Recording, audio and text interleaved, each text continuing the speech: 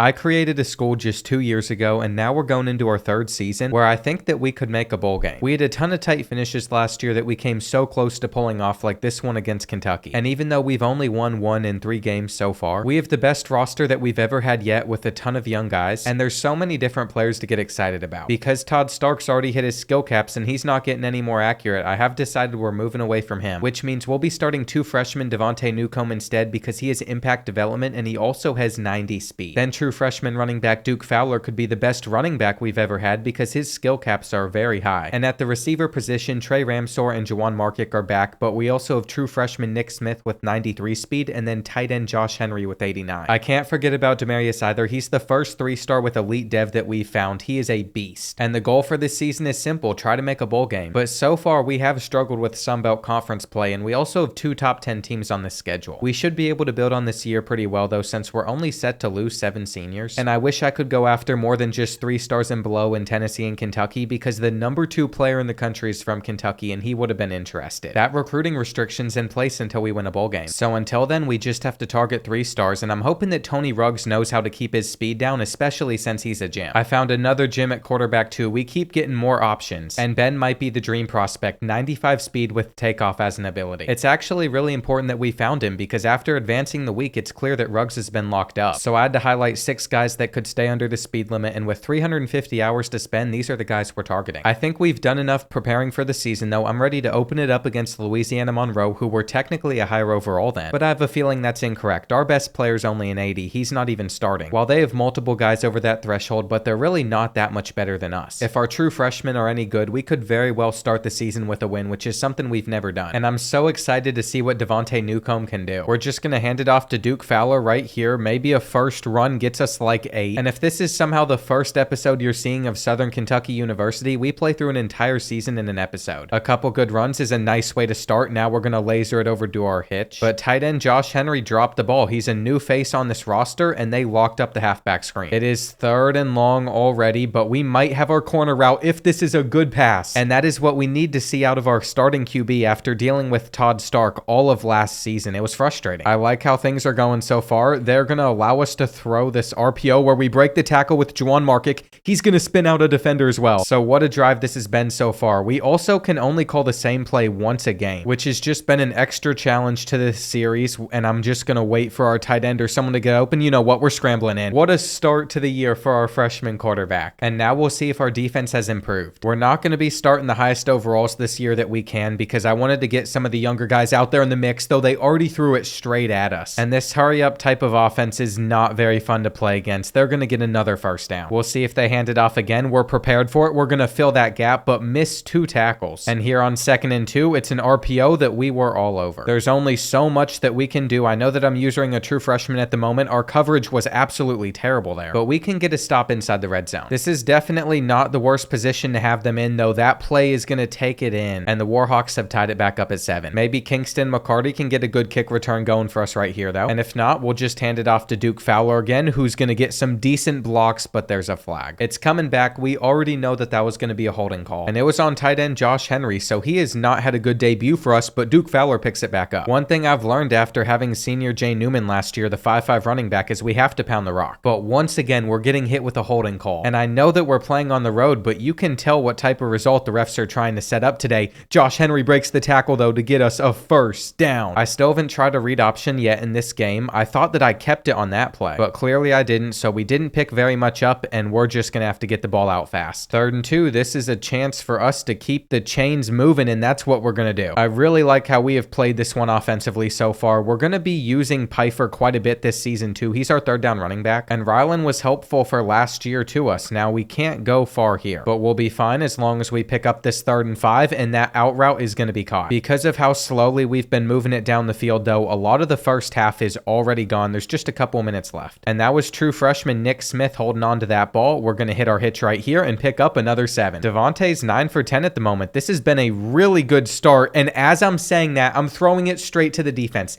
See, these are the things that hold this team back. Nick Smith has 93 speed. He can't even catch number 2, and we've already had one bad read during the year. They went with man-to-man coverage on this play, but he didn't bite down on it until here. And that is not how I thought this first half would end, but we might have them beat with a fade route deep, and we're going to take that all day to Markic, who is gone to the crib. A little bit of play action made them bite. We've run the ball enough to where they were worried. And now it's time to use the formation that performed best for us last year and got so many stops. Come on, we need their quarterback to make a bad read, or we just needed to get in some pressure. I didn't send a blitz out of it that time, but I'm going to do it right here. They have nowhere to go. And since they've started to chew the clock, they might just be taking this one to halftime, though they're throwing the ball on this play and they're down. I called a timeout because I kind of want to get it back, though we're just going to hold them on the run. And now we might be able to make something happen. I want to see if Nick Smith can get loose. He has 93 speed, though he's about to get hit instantly. So we'll just have to find a creative way to get him the ball to end this first half, and he has nowhere to go. Final play right here. I just wanted to try to get into the end zone. I don't think it's going to happen for us, but we did our best, and it is a tie game at the end of the quarter. After that pick 6, things could have been much worse than they are. They're starting it off with the jet touch pass, our specialty, and I know they want to hand this ball off on 2nd and 1, but they've decided to throw it instead where we just weren't covering well. I'm not even sure what type of defense we have out there on this now since they've been in hurry up mode, but I felt like we covered them pretty well right there, and we just have to stop them short. 3rd and 6. They're going to be throwing the rock. They aren't attacking the seam, but the halfback angle route was wide open, and there's only so much that we're able to do about that, unfortunately. We probably need to send more pressure in their direction. I sent 6, but we just didn't cover well, and this is where it's on our defense to make a stop on Louisiana Monroe, but they get 8. I think we have to run commit. Our defense just got gashed, and they're reviewing whether or not this was a catch. On the field, they said his feet were out of bounds, but it might have been a touchdown. And since the replay angles are so bad, I'm checking it for myself. That's 6. We gave it up right there. That's because I ran commit, which is why it was such a good choice to pull out an RPO in that situation. A couple guys I need to make miss. We almost got out of there. And if we're going to tie this game back up at 21 now, we need to have a really good drive. If the play action is working, then we might be able to get a huge gain. Josh Henry was open. It was underthrown, but he comes back to the football, and that's what I want to see. That could have been terrible for us, but he actually made a good thing happen. And I think because our receivers are faster now, we should be able to hit him with this end around to at least pick up a first. Unfortunately, that wasn't the case, but this looks like they're going to have some sort of cover 0, and we're going to have a touchdown. Juwan has allowed us to tie it up to end the 3rd quarter, assuming we hit the extra point. And that puts all the pressure on our defense to get a stop against their offense, which we haven't done a great job of doing. They're so solid, though. Those RPOs are faking us out. They're about to have a huge pass play, and I thought our man-to-man coverage was going to work a little bit better. It's not like the corners that we have on this team are that bad. They're trying to cut it up the middle. It's going nowhere. So here we go. 3rd and 5, and they just handed it off again. I thought they were going to pass for sure. This time around, I am prepared for a handoff. We're shooting up that gap, wrapping up, and I'm forgetting that we have 6'4" Kelly Jones to also use as a user. Now it's 3rd and 6 because of that tackle, but we couldn't guard everything. And if they hand this ball off, we're giving up a touchdown, so we've just had to run commit and hope that we get in the gap. At some point, Louisiana Monroe realized they could just run down the clock versus us, and they get into the end zone. So now there's just 2 minutes left in this game, and I think we're going to have to step up and take off with Devontae, which we haven't done much of. There is 0 room for error right now. They're about to get the sack, and there's still 90 seconds on the clock. No reason to hurry up and panic too much. Josh Henry can get us the first, but we're going to have to start taking some shots down the field if they're there, and if not, we're just going to pitch it to our running back for another 9. With a minute left, we're still fine. There's plenty of time. I'm just going to take it to our tight end, who is fast enough to get us to midfield, but we are running low on my favorite passing plays to use. I'm going to roll out, throw it to our running back, and hope that we can get out of bounds. If this works right here, we will have a touchdown to Nick Smith. I'm throwing the RPO immediately, but we didn't pick up our block, and it probably would have made sense to burn a timeout because now there's only about 30 seconds left. If this is man-to-man, we should have Henry right off the line, but he is not beating them at all, and now we're really hoping for this cover 0 look. We're going to have a fade route if it is, but it's not, and that's going to be picked off. We've thrown it straight to them. Louisiana Monroe is going to take us down. They shaded to the outside right here, but looking back on it, we just needed more time, and the blitzes have always caused me panic, leading to our first loss. There's a long season ahead. I think we can still make a bowl, but one thing is for certain, we cannot turn the ball over anymore. I was 20 for 23, but those 2 picks are what cost us. I think that was a great first showing, but if we don't take down Marshall, we're in a ton of trouble, because then most likely we're set up to start the season 0-4, so we really have to come out on top. The second second half of our schedule is really not too bad. It's just getting through the first half. And we really need to make a bowl game at some point so we can start to go after better recruits than these 3 stars. It's time to see whether or not we're capable of bouncing back. And if we're going to have to play this one in the rain, that means that we're going to have to run the ball a ton. Devarius Sands is the freshman quarterback we're trying to stop. And at least we know that we're not playing a vet, but he's already completing a pass. We might have a lot of issues trying to stop him in this game. We'll see. We're close to getting a sack, but instead he is going to scramble. And if they hand this ball off, they're going to have an easy first down, but they decided to throw it straight to Alani Diggs for the interception. That is what we needed to see out of our defense. Now we're just going to let Duke Fowler go to work. And I am ready to have a good game today versus the Thundering Herd. If they pinch everybody in here, Nick Smith could be gone with his 93 speed. It's just how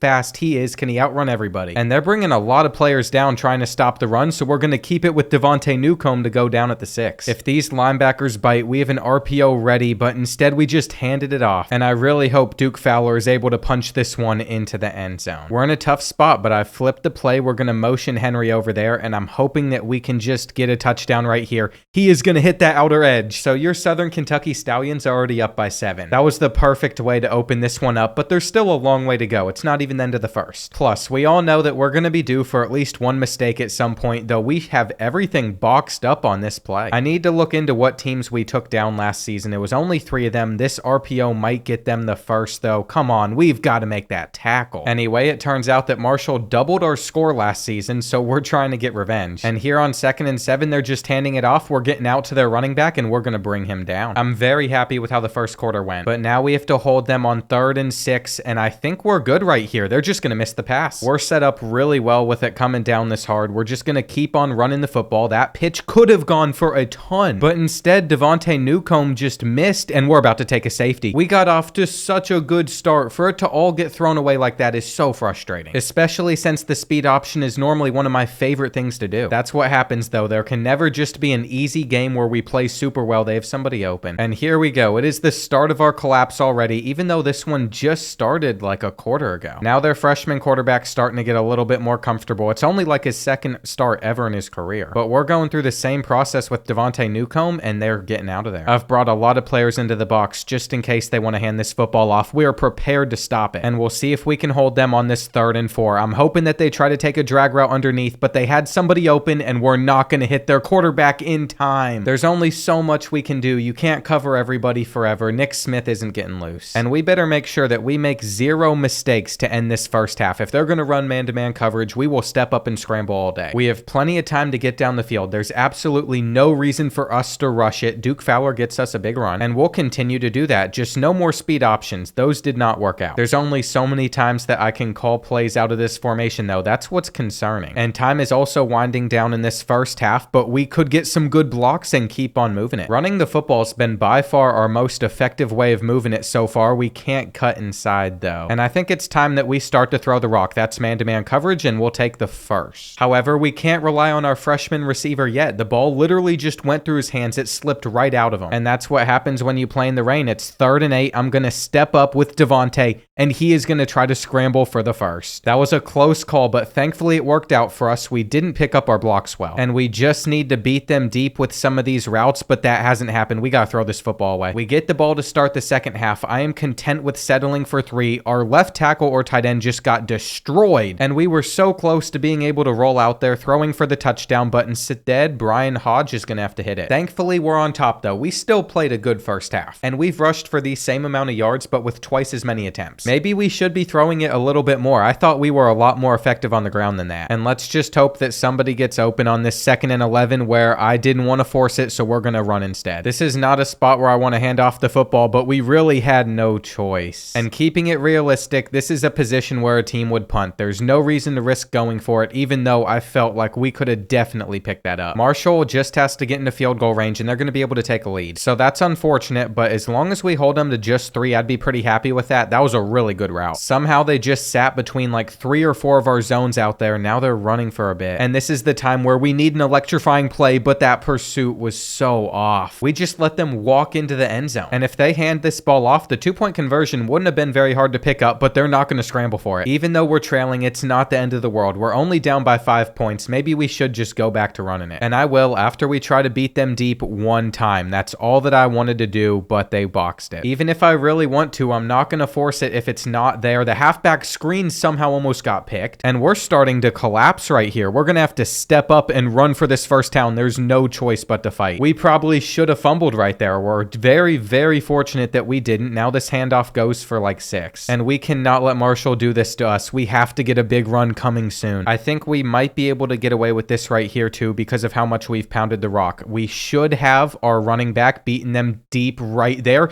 He's going to come down with it. Rylan Pfeiffer takes it to the 10, and to end this third quarter, we are going to try to throw the seam, which is almost picked. It was not a good idea to let Nick Smith try to grab it, but I felt like I had no choice but to risk it there. Devontae Newcomb is going to have to slide quick. And here we go. 3rd and 5. The read is the tight end. He should get open on the drag, and we're going to get into the end zone. Josh Henry has done it for us, but we need the 2-point conversion as well. We're going to try a new type of play, and I'm not sure what I was thinking with that. I didn't really know what was coming there. I just wanted to give it a shot, and it is time to hold the thundering herd. We almost were able to make that tackle in the backfield. A big issue we're running into, though, is we've run a lot of our favorite coverages already, using them so much. So I just have to hope that a cover 4 drop works right here. And come on, get out there, make the tackle. We're getting the ball back with less than 4 minutes left in this game. We should be able to run out the rest of the clock. I tried to fair catch it. And we're in a really good position to close it out. I'm just hoping that we actually can. Duke Fowler's going to have to break free, but the line isn't giving him a chance. And I'm not sure I love the idea of running a halfback screen on this play, but if we get the right blocks, we should be able to pick up the first down, and that's going to be close. This is a hard decision to make, but I think we're going to be the most aggressive coach in the country.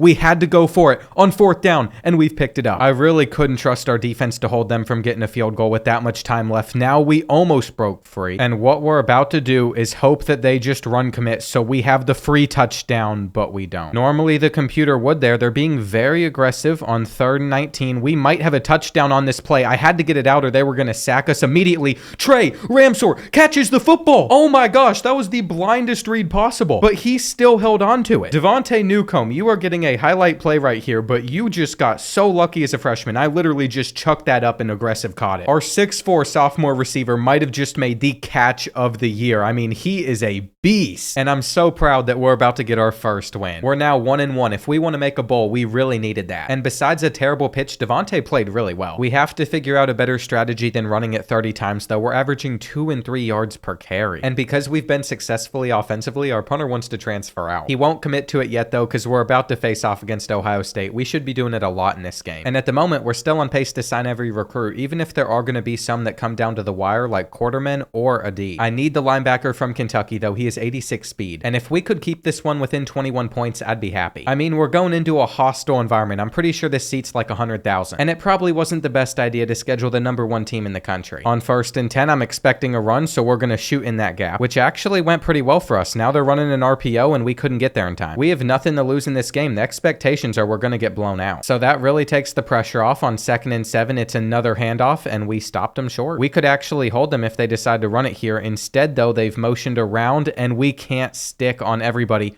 What is Kareem Bryant doing? That curl route hit him so hard that he was just stunned for multiple seconds. We're not getting over there with Deion Scott to pick it, and we're already down 7-0 versus the Buckeyes. We're going to have some big plays go our way if we want to come out on top. But clearly running the ball isn't going to work out too well for us, and I'm not sure passing is either. I am really hoping they send a blitz on 3rd and 17 so this halfback screen stands a chance, but now we're not going to pick it up. There's no way. Which means Martinez gets to punt the ball, and that is one of the worst punts I've ever seen. I guess that's why you don't hold the power down all the way. They're breaking one tackle, but we were still able to hold them. They're trying to throw the ball, and of course, once again, we're getting beat with the hitch. I think the best thing I can do is just send the house on 3rd and 1, though they kept it with the read option, and that is some good D right there. That is what we needed. This time around, we're not going to abandon the run so soon. I'm going to give it multiple chances to work, but it's going to be hard for that to happen whenever their defensive line is so much better, and I really hope this is cover 0. If it is, we're taking the shot down the field. We had to go for it, and we're coming back to the ball with Trey Ramsor. You could also say it's Ramsauer. I'm calling him Ramsor for the rest of the series, but either way, when we have to throw it up, he has been our guy to come down with it, and it's 3rd and long again. We'll see if we're able to convert right here. I think we're just going to have to hope our drag with our 6'5" receiver goes for enough, and we might have a touchdown right here if this is man-to-man coverage, but it didn't get open the way that I was hoping it would, and we probably shouldn't even be throwing that.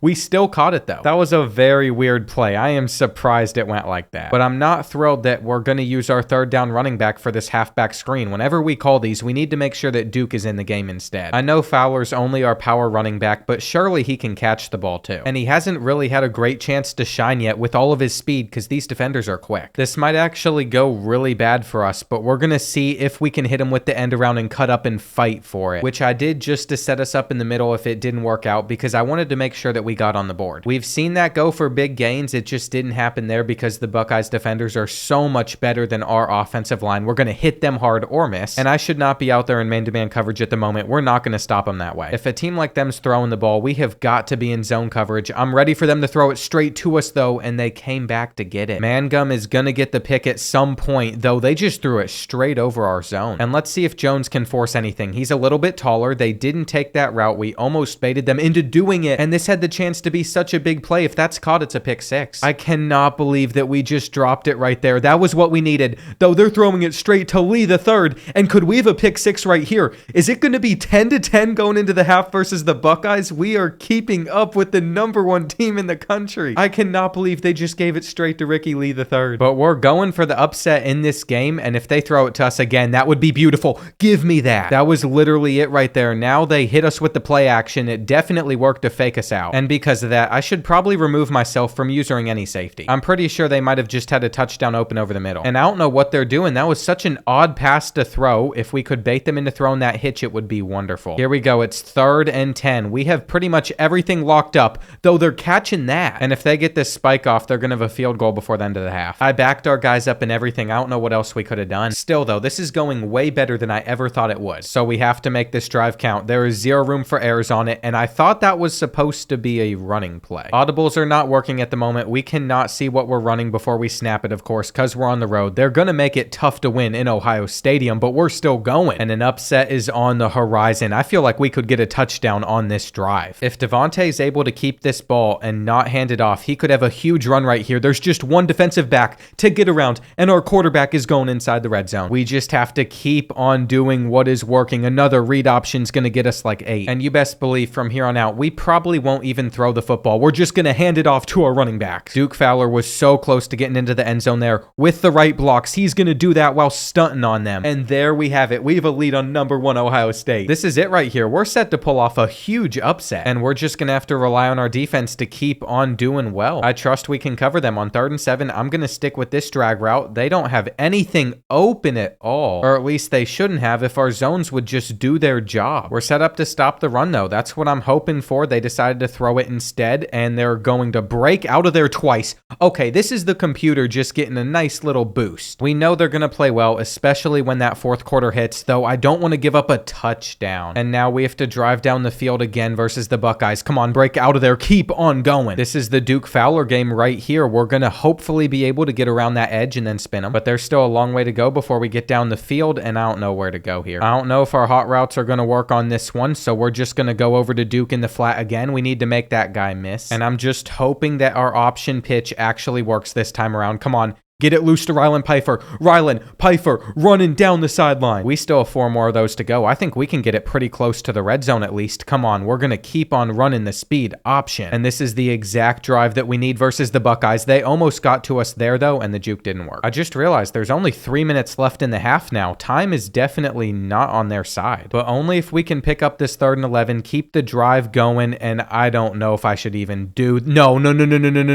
They just forced a fumble and recovered it. We had nothing to throw. I want to see if this ball came loose before we went down, and that better not be what cost us the game against them. They're gonna just take their drag all day. We can stop the run right here. We know exactly what's coming, though. I just got hit weird on the line, and it's time to start using our timeouts. We had a clean hole that we could have gotten through there. The blocks are picking up well for them, and I've literally brought everybody down. I'm not sure what else to do. They're getting the first. I think that's game, but they're still running the ball. They're trying to pull a Miami versus us. Can we push him out of bounds? And there it is. They're just gonna take a QB kneel. We were so so close to pulling off the greatest upset in program history. And that is such a heartbreaking way to go out. I keep watching this one back, thinking about what could have been done differently. Maybe we had the drag route late. And why does Kentucky have to actually be good in this dynasty? They are number 5 in the country. It gives us a chance to pull off another top 5 upset, but it's going to be tough as well. These recruits are still set to commit. And we're basically just waiting on it to happen as we're about to take the field again. I really like starting out on defense. It gave us a great chance versus Ohio State. And I'm hoping it can do the same in this game versus Kentucky, though they're already getting 8. The Wildcats aren't as big of a rival as Western Kentucky is, of course, but it would still be nice to beat them. We've never been able to make it happen. On 2nd and 11, they're going to drop back to throw it, and we're just going to be able to hopefully hit them short of the marker. But tackling certainly not our strong suit, and handing it off means they're about to pick up the first plus a bit more. We got to be locked in. I feel like we could actually win this still, even if they are a lot better, because all it took was 1 pick 6 in our last matchup to make things go in our favor, and they're just continuing to shed tackles. These guys need to learn to wrap it up. It is not worth it to keep on doing this. And on 2nd and 10, it's an RPO, but if that was a run, we would have had them stopped in the backfield. Here we go. We'll see what they go with. I'm expecting play action. They actually kept it though, and they're in. It highlighted Jamarian Wilcox before this one even started, and he was their key to success right there. We're coming out in 5 wide as well, which might not be the best move. That was a little bit aggressive for a team that runs the ball so much so well, but I don't want to get held to a 3 and out. We're going to have our drag all day and just hang on to the football. If these blocks would actually hold, I'd like to say that we'd have a touchdown here, but that hole collapses so quick. We'll see if we're able to beat them deep with either of these routes, and I think we're just going to have to come back to it. I will take us to the 30. We've not had as many accuracy issues this year out of our quarterback, which has definitely been nice, though we're fumbling the football, and Kentucky just got it back off of that. Clearly, nobody on our team knows how to wrap it up because we can't do it on offense either. They're going to get 6. And on 2nd and 5, it is a 7 versus 5. We brought guys down into the box, so we were able to stop the run, and we just have to stop the pass on this 3rd and 4 where we have somebody over there.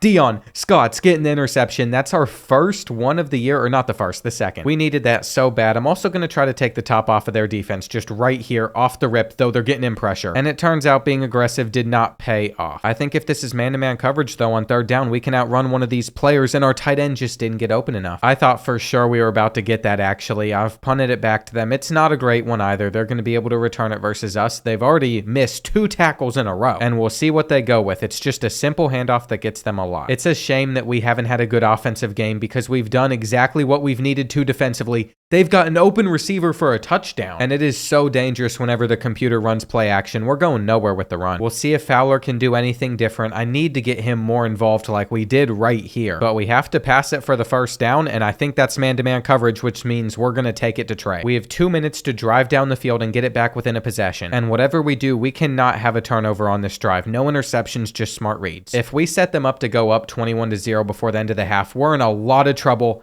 They read that perfectly. Okay, we threw an interception. That's exactly what I didn't want to happen. We had to get it out quick, and that play was the one that had the drag open versus Ohio State. This could be a really good throw, though. And the one time we do something right in this matchup, the refs are challenging whether or not it's even a catch. I thought it was pretty clear. We're taking another deep shot. I love these fade routes. It's just going to be a bit off target. I know Devontae needs to work on his deep throw accuracies, but that's going to really cost us here. If he's able to evade the pressure, that would have been great. But now it is 3rd and long, and I'm not going to force a pass into a window that's not there. We're stepping up and scrambling for the 1st down. We still have plenty of time to get into the end zone. I'd love to come back down 21-0. And if anything, after this game, I am so ready for Sun Belt Conference play to start. We had R1 wide open. I thought somebody would eventually get on Ryland Pfeiffer, but nobody ever did. They're going to pick that off. I really don't know how this is considered a 1st down. We cannot have routes like that into each other. And you're not going to believe it, but this was ruled as a catch somehow. He lost the ball the second it hit the ground, but I guess he got enough done for it to count as one. And I think it's safe to say we just got bailed out. This has definitely been one of our worser performances this season, though Duke Fowler is going to take it to the crib. Finally, the Stallions had something go their way. But the main issue now is we're trailing by 14, and I don't remember who gets the ball first. I think it should be us. Whatever we do, we can't let them get in field goal range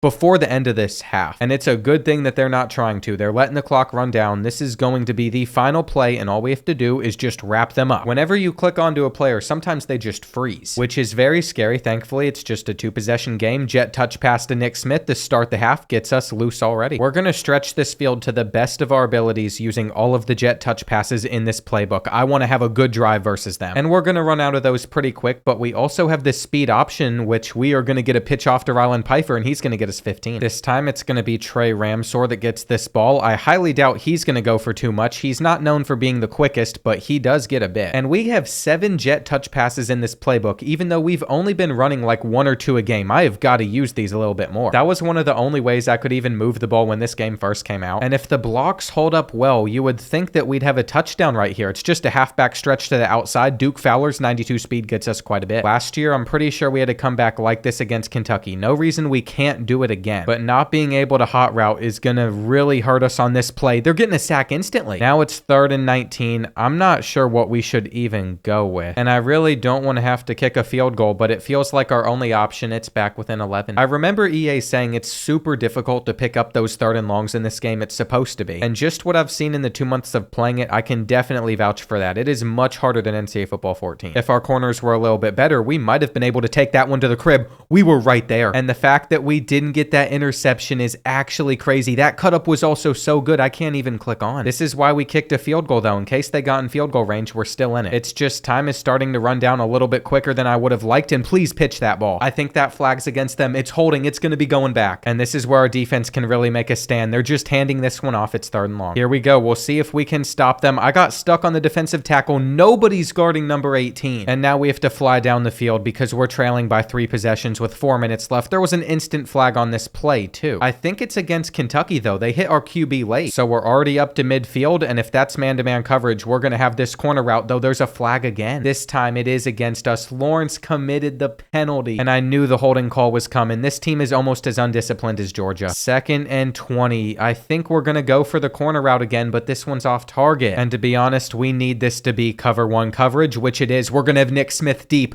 That is what I wanted to see. It really stinks the clock's running down so quick. Our tight end should be able to get open. And this time we're taking the slant to Ramsor, or they're going to generate quick pressure, which means we're throwing it away. This drive is touchdown or bust. It is nothing less, though. That's going to be off target. And now that it is 4th and 10, it all comes down to this, where we are going to have our tight end open. Please just hold on to the ball. Okay, Josh Henry makes the catch, but we're probably going to have to recover at least 1 onside kick, and they didn't miss the football. They picked that one up very well. I think we all know what's coming, though. It would make 0 sense for them to try and throw it. And it is crucial that they snap this ball before the 2-minute warning hits if we still want to have a chance. They did snap it. There we go. All right, it's 3rd and 12. They probably are just going to hand this one off again, which they have. We're going to wrap them up to stop them, I think. And we still have 2 timeouts left, so we're not out of it completely. What we're going to have to do is score very fast, though, because to force another 3 and out, we need there to be about a minute left on the clock. We actually had the corner out right there, too. It's just I stepped up too soon. We're going to be able to get out of bounds at least. I will take this. And I'm really looking for them to try to cover us underneath, but it isn't going to happen. We're going to have to make this throw on the run that they're able to pick off. Here you have our best route runner on the team, Juwan Markick, who gets 0 separation on a route that always beats man coverage. And that sums up the state of where this program is at the current moment with our receivers. We're recruiting some better ones, though. That's what is so crucial to keep in mind. We need some better tacklers, too. And even if we do stop them here and get the ball back, this game's already over, but they're going to make the score look so much worse. I really hope that we're able to stop them short. Come on. Do not miss the tackle. Oh my gosh. Thank goodness we have saved the embarrassment of them making it 38-17. And I'm not happy about how we lost this game, but it's only our 3rd season as a program, so it's still expected. It's really just the turnovers that are costing us. And as much as I want to blame it on Devontae Newcomb, I think I can say some of it could be user error. That loss has also caused multiple players on our defense to want to transfer. But they shouldn't be so quick to want to leave. We're about to start Sun Belt Conference play again. For all we know, we could still win our division and make the conference championship. And all I'm saying is it was about time we started picking up our first commits. Because John Liggins is a gym agile athlete, he might be like a 76 overall defensive lineman. We're also getting a lot closer on wide receiver Ben Remigio. Remember, he is 95 speed and takeoff. We have got to get him. And if Josh Quarterman's going to come down to the wire just so we have some more quarterback depth, we're scheduling a visit versus Coastal Carolina for sure. Now it's time to get into the easier slate of our schedule. I'm actually really excited to see if we can make a bowl or not. And we're going to be starting off this game on defense. There are not many fans behind the end zone in the stadium, but that's about it. We're starting to get some more people showing up on the actual sidelines. And I actually really enjoy using these corner blitzers, though I stepped ahead a bit too soon. They've thrown a flag, so it doesn't matter. I'd rather them just get a new set of downs instead of it being 1st and 5. And this time around, I won't be as impatient. I'll be able to chase down the jet touch pass, or they're going to hand it off up the middle for a 1st down run. I remember Elijah Davis's name. I don't enjoy playing against this kid, and they also have a solid backup running back. Our run D has got to be a little bit stiffer. They faked us out with the play action now, and what are we doing coverage-wise? Everybody seems to be open on the field, but we're going to sack them. And there we go. We've made it 2nd and goal. We have a decent chance at holding them or not. Whenever the computer starts running RPOs and play action, I'm just convinced you have to hope for the best. I knew this was probably going to be cover 1 though, so we came out with a couple streaks since they were pressing. That was a great way to open things up, and if this play action works, we might have a touchdown over top because we have an 89 speed tight end. 2 plays to the end zone. I no longer care. Tight end Abdul Madden transferred out. We have Josh Henry, and I think that's going to be our quickest drive of the entire year. What a perfect setup. I like this Louisiana team. They're just going to run it, and they're going to send a lot of players. So we can adjust to that and hopefully take them down. We are all over this run, but they're breaking the tackle. That's why I don't like Elijah Davis. He just does stuff sometimes he should never pull off. And on 3rd down, we have to go with a Tampa 2 look where we were on Elijah Davis, but he still gets free. We will find an answer for all this running eventually. We are out there to stop the run. And here we go. 2nd and 11, another handoff. That cutback was filthy. I think we've played a really good first quarter though. I'm confident on this 3rd and 11 because we're able to pass commit. They're not able to run it. They have to throw for the first, and we were able to get the interception with Kareem Bryant. Protecting the sticks made sure they had to throw it straight to us. And we haven't even run the ball once in this game yet, though we're able to start doing it on this drive. We're in a fantastic position to take control of this one. Duke Fowler needs to get a block here. He's shedding a tackle. And now we're the ones in control of this matchup. Some good blocks again, but we're not getting too far. I'm not sure they learned from their mistake, though. They've come out with another cover 0 look, and this time around, Josh Henry catches it again. He had that linebacker on him. He says it's his time to shine. And the fact that aggressive catches work on this game make it so much more fun. We've had so much fun in this game already, but there's still so much time left. So, of course, that means a lot can still go wrong, but they keep on handing it off, and we got to bring them down. Here we go. It is 3rd and 6. They are going to definitely throw the ball. They had their running back in motion, and I got to get to that hitch route quick enough. We might be able to pick this off too. That was such a close call, but we were just half a second too late. And I really thought we had them right there. This is clearly a draw play though. We can stop it. We've opened this one up playing some really good defense. We're also filling the hole. So that makes it 3rd and 10. We'll see what type of play they go with. And I don't think we're going to be able to guard everything. They're going to try scramble. They slid before they could even fight for the first though. So we have the ball back to end this first half, and I'm waiting for our drag to get open. If it doesn't, we're just going to throw it on the run to our running back. To be honest, at the moment, the confidence is through the roof. I feel like we can do anything. But what would be super nice is if they started pressing us again, and we're going to have Nick Smith for 15. Here's the look that we were hoping for. I'll even mix in the play action. I'll be patient. But we have not beaten them deep right here. We're going to have to go for the aggressive catch. Every so often, it doesn't work out the way we need it to. They've also gotten in pressure immediately, though our running back is gone down the field, and we've completed a pass to Rylan Pfeiffer for the touchdown. So much for being a running team, because we are throwing the ball so much better versus them, and that's not going to get them much. I know for a fact if this doesn't go for a first down, they'll pretty much give it back to us before the end of the first half again. But nope, instead they're able to pick it up. That route is not going to get open underneath, and we have missed the sack and another hit. This is ridiculous. Here we go. This is the start of the computer making sure that they stay in this game no matter how well we've played. If they make a bad read, we would have had a pick, but they just dumped it short. And I think it's very clear that's the defense we have to continue to run because they're bound to make a mistake at some point. 3rd and inches now. They're going to spike the ball, and instead of kicking a field goal, they're punting the ball. That was the weirdest combo of plays I've ever seen. Now, I should just be satisfied with the type of first half that we've had, but I wanted to try to go for one more big play, and I don't think this is going to go for a touchdown,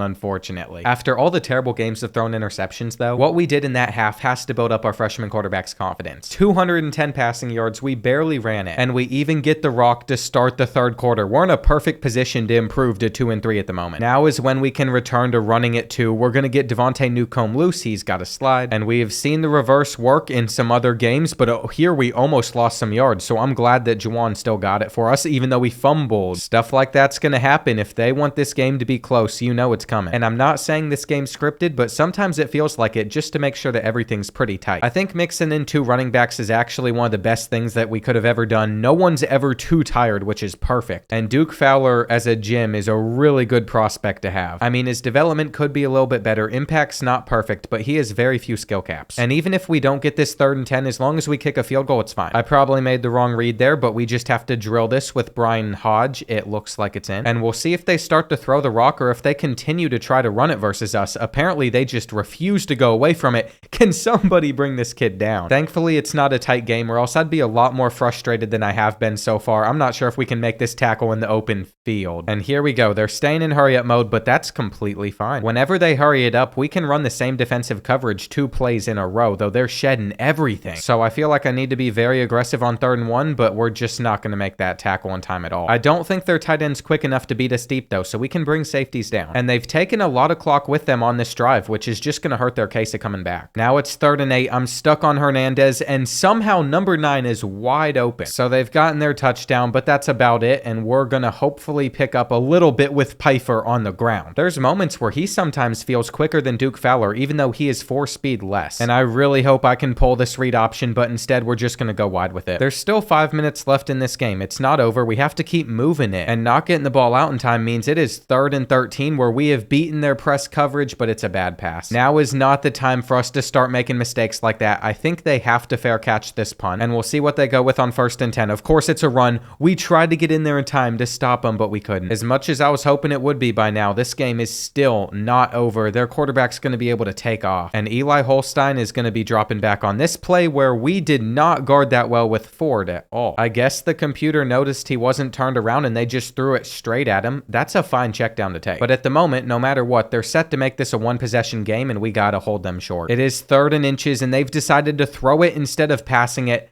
I was manned up on Elijah right there. And here comes the comeback. We're motioning a guy over. I'm going full try hard, hoping that we can get a big gain on this play. We just needed our blockers sooner. Now it's 2nd and 5. I'm going to pull it with the option, but we've pushed him into us. And this is actually starting to become choking territory. We had the hitch open. I didn't even look in the direction of it. The blitzes are what messes me up so much. That is what forces me to make terrible reads. They're going to be in field goal range, basically. And we cannot choke this game like that. We've got to make an interception. Come on. We have guys literally right there. I mean, what else are we supposed to do? They throw it straight at us. And now it's 2nd and 10. They're not running the football. They're literally just slinging it. I'm content with them settling for a field goal if that's all that they can get. This is a 4 verticals that we should be able to get over to, and the fact that he was out of bounds has saved us. All we need is a field goal ourselves, but you best believe that is not going to be the easiest thing to do. I think it might be best if I start to chew the clock just in case this has to go to overtime. We did not get open at all with Henry, and he was boxed. Nobody there could have made a play. They're literally settling for a field goal. Or maybe not. Maybe it's too far. They are hurrying it up, and that's just a check down. This is such a big 3rd and 7. They're not going to hand it off. They're actually throwing it. I'm all over the running back. We're going to get the interception with Deion Scott. Thank goodness. What they're going to want us to do from here is just run out the rest of the clock, and that might actually be a good idea. But we have a couple more attempts to just heave it up, put the ball in the right spot, and kick a field goal. If this doesn't work, so be it. But there's a chance it could beat the cover 3 deep, and I guess we're headed to overtime versus Louisiana. This has been a choke. There's no other way around it. And unfortunately, I think we're starting on offense. We're not settling for a field goal, that's for sure. We're going for the touchdown. How did they get free? We should have been able to hold that edge. Now it's 2nd and 15. Nick Smith, it is time for you to use your speed to the outside, make it manageable. I'm going to be ready to throw this to Rylan Pfeiffer the second the motion comes in. Sometimes they get a free release, and he's kind of open. Is that a good pass?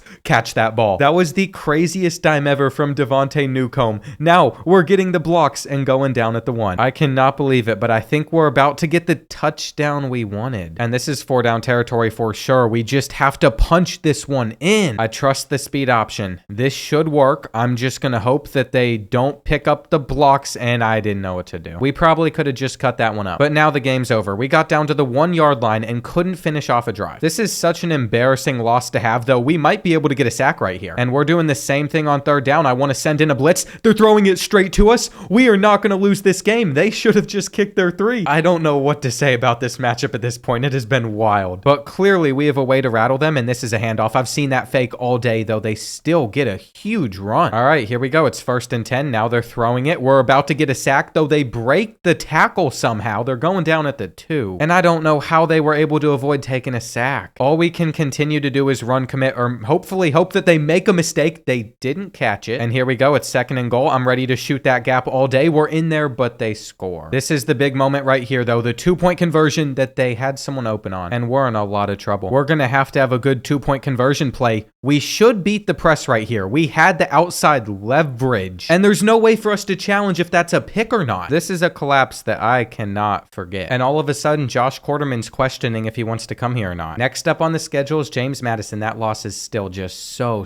depressing. But after dinner, I'm hoping we finish the year strong. This team is capable of finishing 5-2 and making a bowl. All right, it is time to win some football games with Southern Kentucky. And surely we can take down James Madison. They're currently sitting at 1-3, so it's not like they're great. We could definitely use less interceptions with Devontae. And in order to avoid those happening, we're just going to hand off the ball quite a bit. We basically just need to score on every offensive drive to guarantee that we're going to get the win. This is going to be a hard third down to pick up. And I don't love that we're already in this spot. It's 3rd and 7. And look at that. Josh Henry has broken free out of the bunch, and he is gone to the crib. Big passing plays always. We've now had a couple years of our tight end being our best receiver, and I knew it was a touchdown the second I saw man-to-man. The computer has to have some safety help over the top. I thought that was going to be a pass. And I always get so worried whenever I'm in control of the deep safety, but we're holding them. They've been in hurry-up mode. It's 3rd and 3, and this isn't a handoff, but I bit down at it, and they have an open tight end. I was so desperate to try and stop the run right there. They've also gotten to that second level, and we'll see if we can do anything differently on 2nd and 3, but it looks like they're going to move the chains. I think it's time to come out aggressive. We put everybody up there on the line, and we all know that this blitz is coming in super quick or stopping the run. Here we go. It's 3rd and 5 now, and they're going to take the drag underneath, but apparently that was enough to pick up the first down, and they have a hitch wide open too. This has not been great defense from us. They're about to get in, but if we run commit, I feel like we should be able to hold them. All right, it's back to being on the offensive side of things. We're going to have our bubble all day over the Juwan Market, and this is looking like a cover 3. We're just going to hand the ball off and see what we can get. Final play of the first quarter. I am hoping that our slant route gets open. That was thrown behind him, but I still think we've opened it up well. There is no more rooms for errors in this season, though. We're about to lose a lot, and you all know whose direction I'm going to be looking in on 3rd down as our tight end makes the catch. I think this is just going to be a handoff up the middle. We had the read option there, but I didn't want to pull it and lose 5 yards. Now I'm hoping our drag can get open because that should make it 3rd and manageable or a 1st down. There we go. Confidence is starting to build up. Now we're going to have our running back for another short gain, and it's time that we just feed it to Duke, who is going to get some decent blocks, but not enough. Of all the jet touch passes we can run, this is my favorite. Nick Smith is going to have a chance to outrun every defender, but he was not getting free right there. We're going to try it in the other direction, see if Trey Ramsor can do any differently, and we're going down at the 2. I think Duke Fowler should be able to punch it in, though. Come on, we just got to truck that guy, and that's a good moment for Southern Kentucky. Still a lot of time left in the half, though. It's been back-to-back seasons now where we've choked games against Louisiana, so it's starting to really affect me. And mentally, I can't take another loss right now. Not with this team that's supposed to be improved. I really want them to make the wrong read, and instead they throw it out of bounds. The real issue is we're starting a lot of young guys on the defensive line, and they're just not generating pressure. But we need them to get better, so they have to be out there on the field, and I'm hoping they go to their running back. Instead, they're trying to scramble. Time and time again, we come so close to getting the stops. Now they have somebody wide open, and we'll see if they can do that again. I think we have everybody covered right here, though. We're going to intercept it with Overton, and Carmelo Overton has just set us up really nicely. If this is cover 1, which it is, but they have a safety back there on Nick Smith. That's a bad read. I was so excited. I almost forced that ball into a spot that I really shouldn't have. The same happened here, but it seems like the big passing play just isn't going to work for us unless we're able to catch this corner out. Now I feel like we have a cover 0 look. I'm expecting a blitz to come in.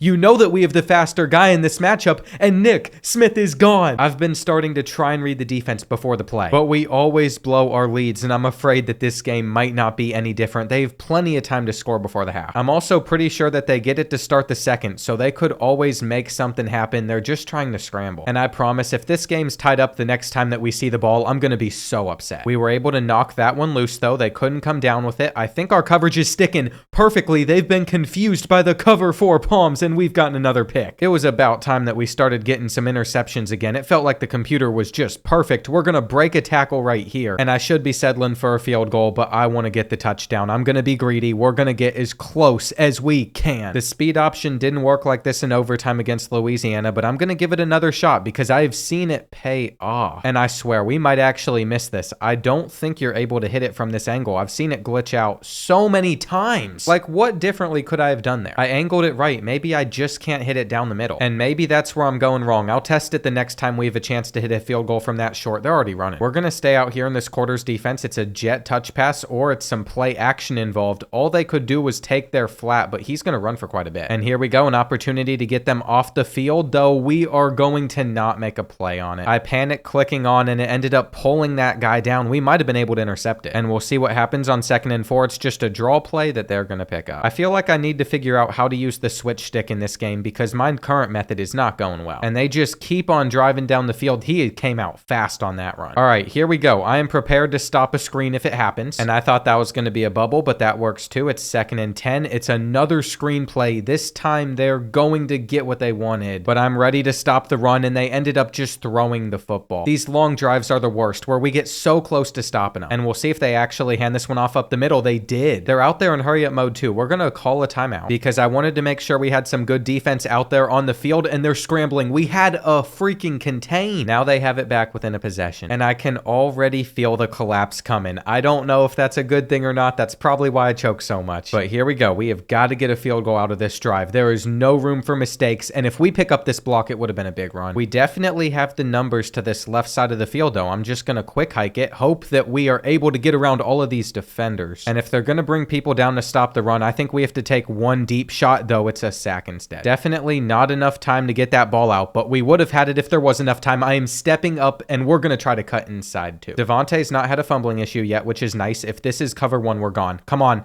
Please. No, I think they have us covered right there. I cannot force throwing it into that window. 2nd and 7, we're just going to take our drag immediately. We're going to let Josh Henry go to work. We're almost in field goal range, and this is a solid drive. Right now, Kentucky's ranked number 2 in the country. So we have some solid losses on our schedule, but we also have ones that just shouldn't have happened in the first place. I have audible do a pass right here just in case they are running cover 1, but instead our slant's open, and the read option is going to be big right here. I couldn't pull it, but we couldn't pick it up. All right, Brian Hodge, you've got to drill this field goal right here. It's straight down the middle. It could not be a better kick. But now we have to be able to hold James Madison as well. I need them to make a mistake, and we're not there to grab the interception. Instead, it's going to take them one play to reach the end zone. I already know they're going to make it tough to win, but we can come away with it still, even if there's a lot of time left and there's just nowhere to go. I think we should be able to use the play action to pick up a pretty big gain right here, though. And we literally had it. We just couldn't get out in time. Now we have to hope that this drag gets us enough. There's still 3 minutes left in this game, even though I started to turn on shoe clock. And I'm not sure what type of blocking that is right there, but it is not very good. This is the biggest 3rd down of the game. We have somebody open. We just have to possession catch it. And we're one step closer to picking up our 2nd win of the season. We basically need just one more first down. I really don't think we should throw this bubble, but it would have been open. I just got worried. And it doesn't matter, I don't think. We got enough. We can take a kneel and just end it. So thankfully, we did not choke this one. It was becoming a common theme, no longer for Southern Kentucky though. And now we start our run of trying to make it to a bowl game. We're also not out of the running for making the conference championship. We still could. And we've gotten commitments from the 2 other gyms I really wanted to land, so they could be the future of the program. I don't think we're going to get Donald Burfict though. Kentucky's starting to take a big lead. And these hard sells are just terrible for us. That's why we need to make a bowl game. We've got to improve some of these school grades. And I just found another gym at running back that we're going to have to pursue. Just looking at the rest of our schedule, there's no reason that we shouldn't be able to win at least a few of these games. And it all starts at Appalachian State. They are 1-4. We could easily come out on top. To open up the game, they have the ball, which makes me feel good. I always love starting on defense, especially if we can stop them on this first drive. That really would set the tempo. This is our defense for 3rd and 11. I feel like we should be good, but they went with the screenplay. For whatever reason, Todd Stark is still one of our key players. And that makes 0 sense since he isn't even out there on the field, but we're going to hit them with a huge passing play to start the day. Devontae Newcomb cannot be missing receivers like that. We're not going to pick this up either. So we might be held to a 3 and out just like we did to them, but I think we have our drag. We had plenty of time to get it out and we'll take it. After the last game with some of the big passing plays that we've had, I cannot be afraid to sling the rock. We should have had a huge gain right here. We're still going to aggressive catch it, but that was way off target, not where that ball should have been. And I think just rolling out, I might have to playmaker here. And oh my gosh, it's off target. We had the tutty. Now we're going to hope that we can just roll out, do the same type of thing, and make the aggressive catch, which we are bringing in. If there's anything I've taken away, I have got to feed Trey Ramsor the ball a little bit more. And part of me really wants to throw this fade route down on the goal line. I'm not even sure if they work, but we're going to go for it, and it's swatted. That's going to look really bad if we end up having to settle for a field goal, but the zig route did get open, and we missed. I really don't want to settle for this right here. I might just call a timeout. And I don't love that Pfeiffer's the running back that's out there for this, but we are being aggressive. We're going for it, and we're stunting on them. That was a play call that would have been terrible if it didn't go right. But we got the exact result that we were looking for, and they're just going to hand this one off where they get a few. I'm feeling a little bit better about Kentucky Southern now. And of course, we're going to protect the sticks on this 3rd and 10 where the computer isn't going to have anything down the middle. They're just going to take a flat, and we're getting it back. I feel like that was a terrible play call, but maybe it's just because we had the perfect defense for corner strike.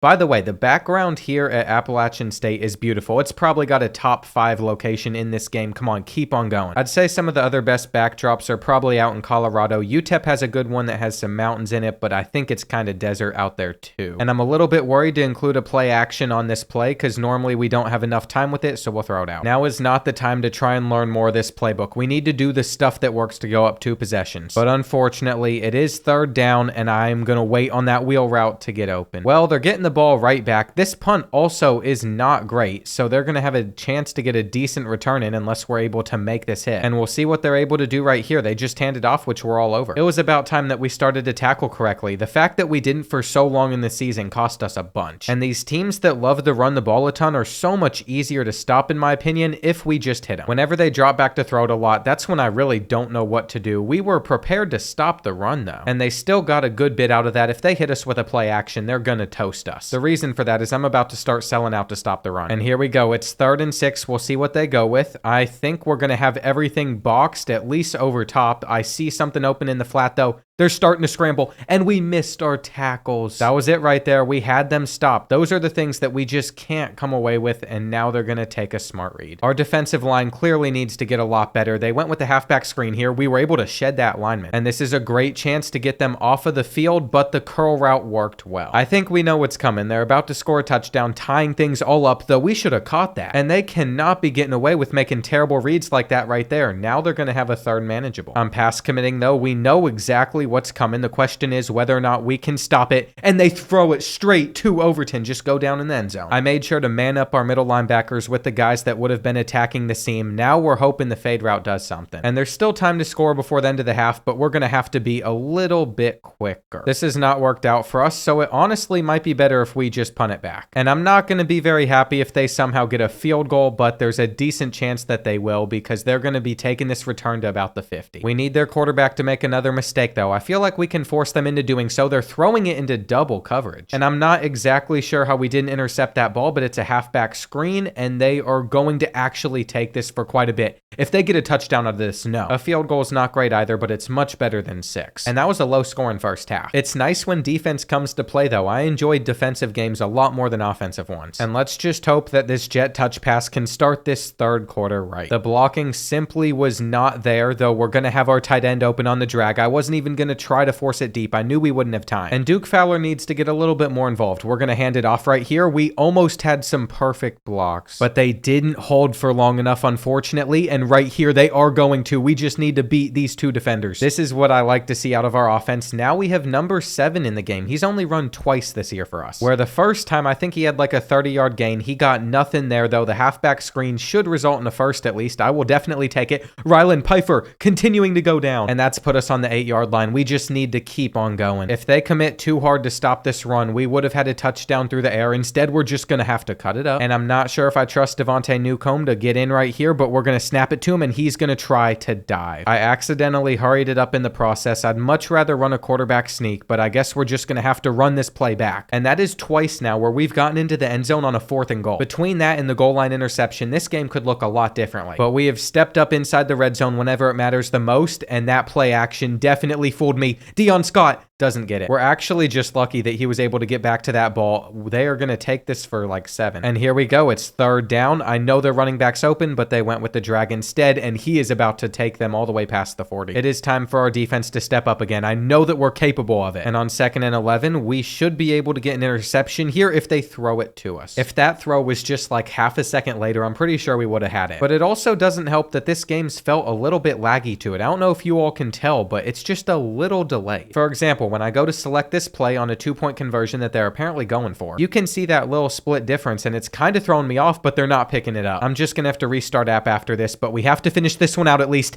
And a kick return for a touchdown is what Kingston McCarty's gonna get us. He was a starting wide receiver in year 1 at Southern Kentucky, but now he's mainly a kick returner, and what a play. That puts a lot of pressure on Appalachian State, though there is still 6 minutes left, and we have done everything right in this game. I'm hoping that we can make their quarterback make a mistake here. It looks like he's about to run. Instead, he threw it, and they're also going to get even more. That's fine, though. As long as we're able to stop them, I can't complain, and there it is. Another big gain. We got to make the tackle. I've called cover 4 quarters so many times that we no longer have like any more available, and that's been the main secret to our defense recently. We'll see if we can force an interception, though, and I messed that one up with my own user. There's still 4 minutes left in this one. That leaves a lot of room for error, and if they didn't swat that down, that ball would have 100% been intercepted. It is so hard to close some of these games out, but I think we should have the corner route. And Devontae Newcomb really just sold for us. This punt also could have been worse, but there is a flag on the play that saves us. They were so desperate to block that they have hit our own punter. And that's the first time it's happened this season where thankfully it benefited us. We're not holding on to the RPO though, so now we're hitting them with the reverse. I think we could have a chance at getting a lot. But instead it's 3rd and 8. It looks like they're going to send in the blitz, and that means we have to have somebody open. I just realized there's only about 3 minutes left in this game as well. We only need a couple more firsts, which is super nice that it's already a 2nd and 4. We don't need to go far. I think my plan for 3rd and 3 is to throw this flat no matter what and just hope that our tight end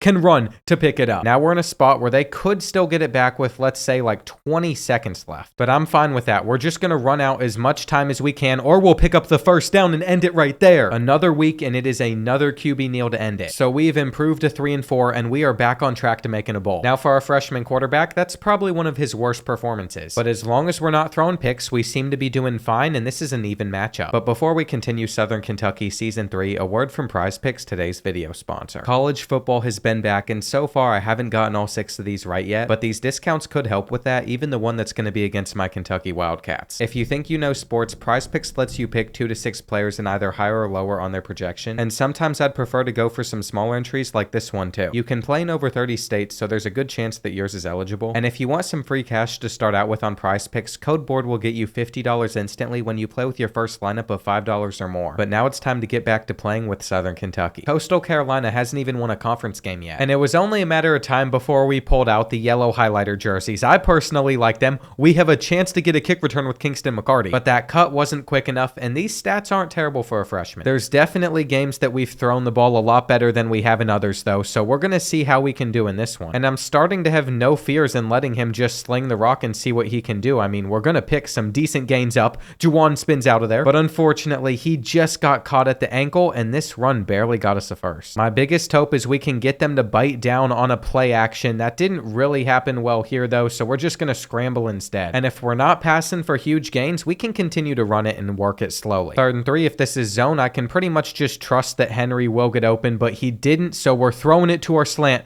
on the run, and Ramsor goes down at the 3. He is such a reliable target. It's a shame that he has to line up on the outside, and are you serious? Due to my controller dying, that play just got cut off. We're still going to hopefully get into the end zone, and I think I have to go for this right here. I love this play in NCAA Football 14. It's a fake fullback dive, but we're not getting it. Being aggressive worked against Appalachian State. I'm hoping the same can be true in this game today. And we just love to score touchdowns on 4th and goal. The bounce back has been real. Ever since getting some food in my system, we haven't lost. And at the moment, it feels like we're on pace to extend that streak. We'll see what they go with right here. It's a run, but I'm confident we can hold them. We're going to be aggressive. We sent in a blitz, and they didn't catch it. I've noticed that happen more and more often where the computer and the receiver just don't seem to be on the same page. we had a chance to get out of there. And I think it's only right if we send up one deep shot to the 6'5" receiver, though it could have been picked. I want to give Trey chances to make plays. He rarely seems to get those. We're about to lose yards here, but his big frame allowed us to at least pick up a couple, and on third down, I think we're going to make the catch. That was a blind read. It literally was. But we laid out for it, which ended up going well, and it could have been too soon to run another reverse play, but we're getting a nice bit. Now it's 2nd and 4. We'll see if they bite on this jet touch pass, because that sometimes allows you to just throw up the ball. I think we're going to have the seam, and Pfeiffer's gone. That is 2 receiving touchdowns for our backup running back in this game already. And I'm pretty sure after this week, we play our rivals Western Kentucky, who we've never beaten. We're so hot right now, though. We are fully prepared for that matchup. That was a tackle. They shouldn't have broken that. Juke was also good. Come on. I guess it was only a matter of time before stuff like that started happening for the computer again, and 22 is streaking down the sideline. We opened up things so well offensively, but defensively, we can't let them move it down the field like this against us, and they're out of bounds. We got the perfect coverage for this 3rd and 16 too. I'm not even worried that we'd give this up unless it's a halfback screen. That gives them a decent chance. And if they miss this field goal, that would be perfect, but it looks like it's in. I'm going to give Kingston McCarty a chance to take out pretty much every kickoff though after that last game. And I'm also going to let Duke Fowler try to get loose here. I'm not going to outrun our offensive lineman. I'm going to let the blocks pick up. But we fumbled it. No.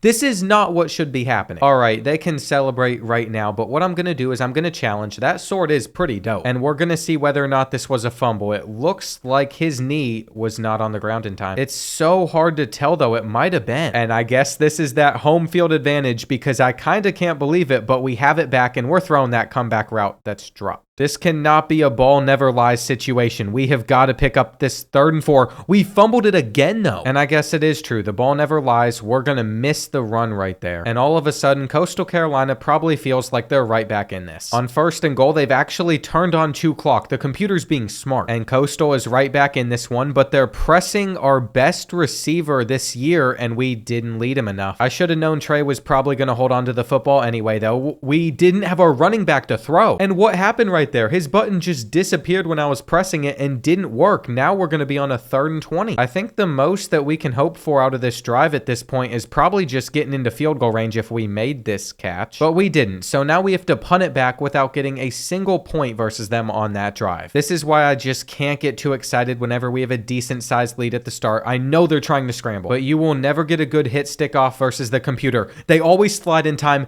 They also have thrown us a pick that's going to the 1. For the amount of times when we've had a guy there and he hasn't intercepted it, I am so thankful. And it seems like guessing pass correctly has made a huge difference for how we do in coverage wise besides on this play. There's still 21 seconds left in this first half. That is a great opportunity for them to at least get in field goal range. And that would make it back to a 1 possession game, though I want to bait them into an interception. I'm going to try to come down, come up, and they throw it out. What's crazy is if they were a little bit more patient, they might have had it. They have shanked the kick. And I'm not sure if we can get into field goal range in 5 seconds, but it surely can't hurt. We might have them beat deep over the top, and Juwan Markick is gone. What an ending to this first half. 28-10. We have come out playing perfectly, and EA might need to code the computer a little bit better. I'm not sure why, but they just refuse to come out and prevent defense ever to end the first half. They're trucking one of our players right here, though. We didn't click on in time to make the tackle, and they are going to make it an 11-point game. I was sitting there about to talk about how the computer needs to get even smarter and better, but maybe not if they're going to make plays like that. And I guess we're just going to go back to running the ball. We have a good enough lead to. I am really tempted to see if we can get them with the play action again. I think we are going to have this crosser. And this is showing a lot of improvement from season 1. We would have never made that throw then. I feel like I've gotten in some targets that I can really trust. We are going to have our running back deep,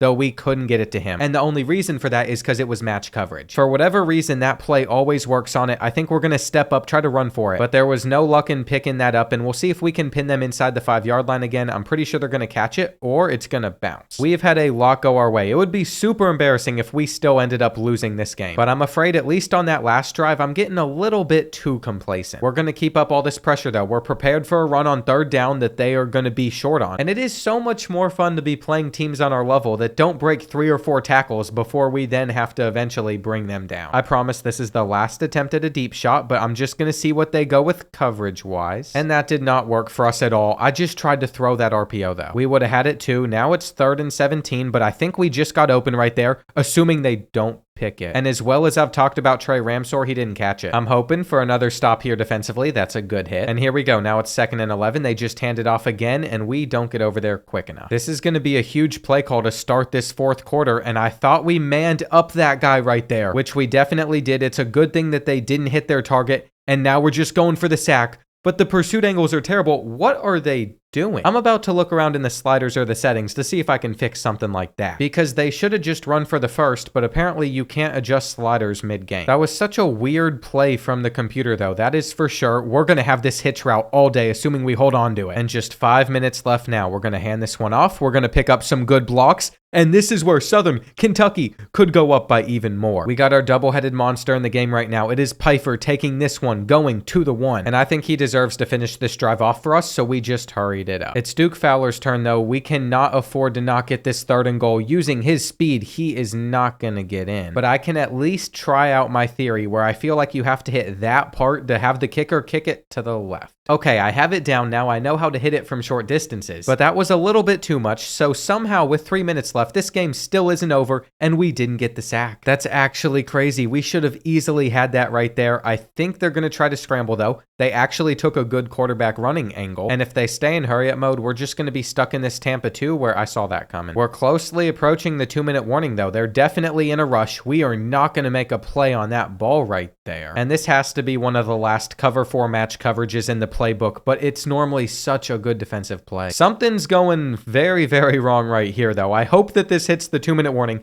It doesn't. They've gotten the snap off and just go out of bounds. I really hope we are not choking this game at the moment. I think they had somebody, because if we're being real, that was 100% my area, but we got lucky. I even called a timeout for this 3rd down because I wanted to make sure that we had the right coverage out there on the field, and they just threw it to us. They really have no choice but to attempt this field goal, and they've saved up all 3 of their timeouts to try their best and get a stop versus us, though we're getting like 5. Interestingly enough, they're not pressing or bringing everybody down. I was just going to try to beat them deep with a throw, but instead we're going to have this halfback screen work on 3rd and 7, and Duke Fowler is going to be short. Oh my gosh. I thought that was it, but they gave us the first. And we have improved to 4-4 with Southern Kentucky. Devontae Newcomb has really started to perform so much better. And he's already gotten us more wins than Todd Stark did last year. If we just win 2 of these last 4 matchups, we're going to be going to a bowl game here in year number 3. And we're now up to 6 commits, adding on Chad Willies and Brian Sr. I think we're going to lose the running back we started going after late though. And taking a look at these conference standings, Old Dominion's having a really good year. It is time for us to take on the Hilltoppers though. We've lost to them 2 seasons now. We've never beaten our in-state rivals, our biggest ones. And it's always been a close game, but we had a bad kickoff to start it. Anyway, in season number 1, I know it went to overtime and we choked a huge lead. And then in season 2, it came down to the final play where we simply couldn't score on the goal line, though we might have an interception right here. Even if we didn't grab it though, we've been playing way too well to lose again. I think we have everything covered. I'm going to send somebody at their quarterback and they're throwing it late, which we can't get over to. I don't know why Lonnie Diggs couldn't play that ball, but it's definitely going to cost us. We didn't get in time. And we just went from almost holding Western Kentucky to potentially giving up a touchdown, which we just did. That was not ideal. This is a strong start from them compared to other matchups. And I've kind of gotten used to getting off to an early lead from the start, but that's not happening. Our offensive line just let them get in instantly. It is 3rd down,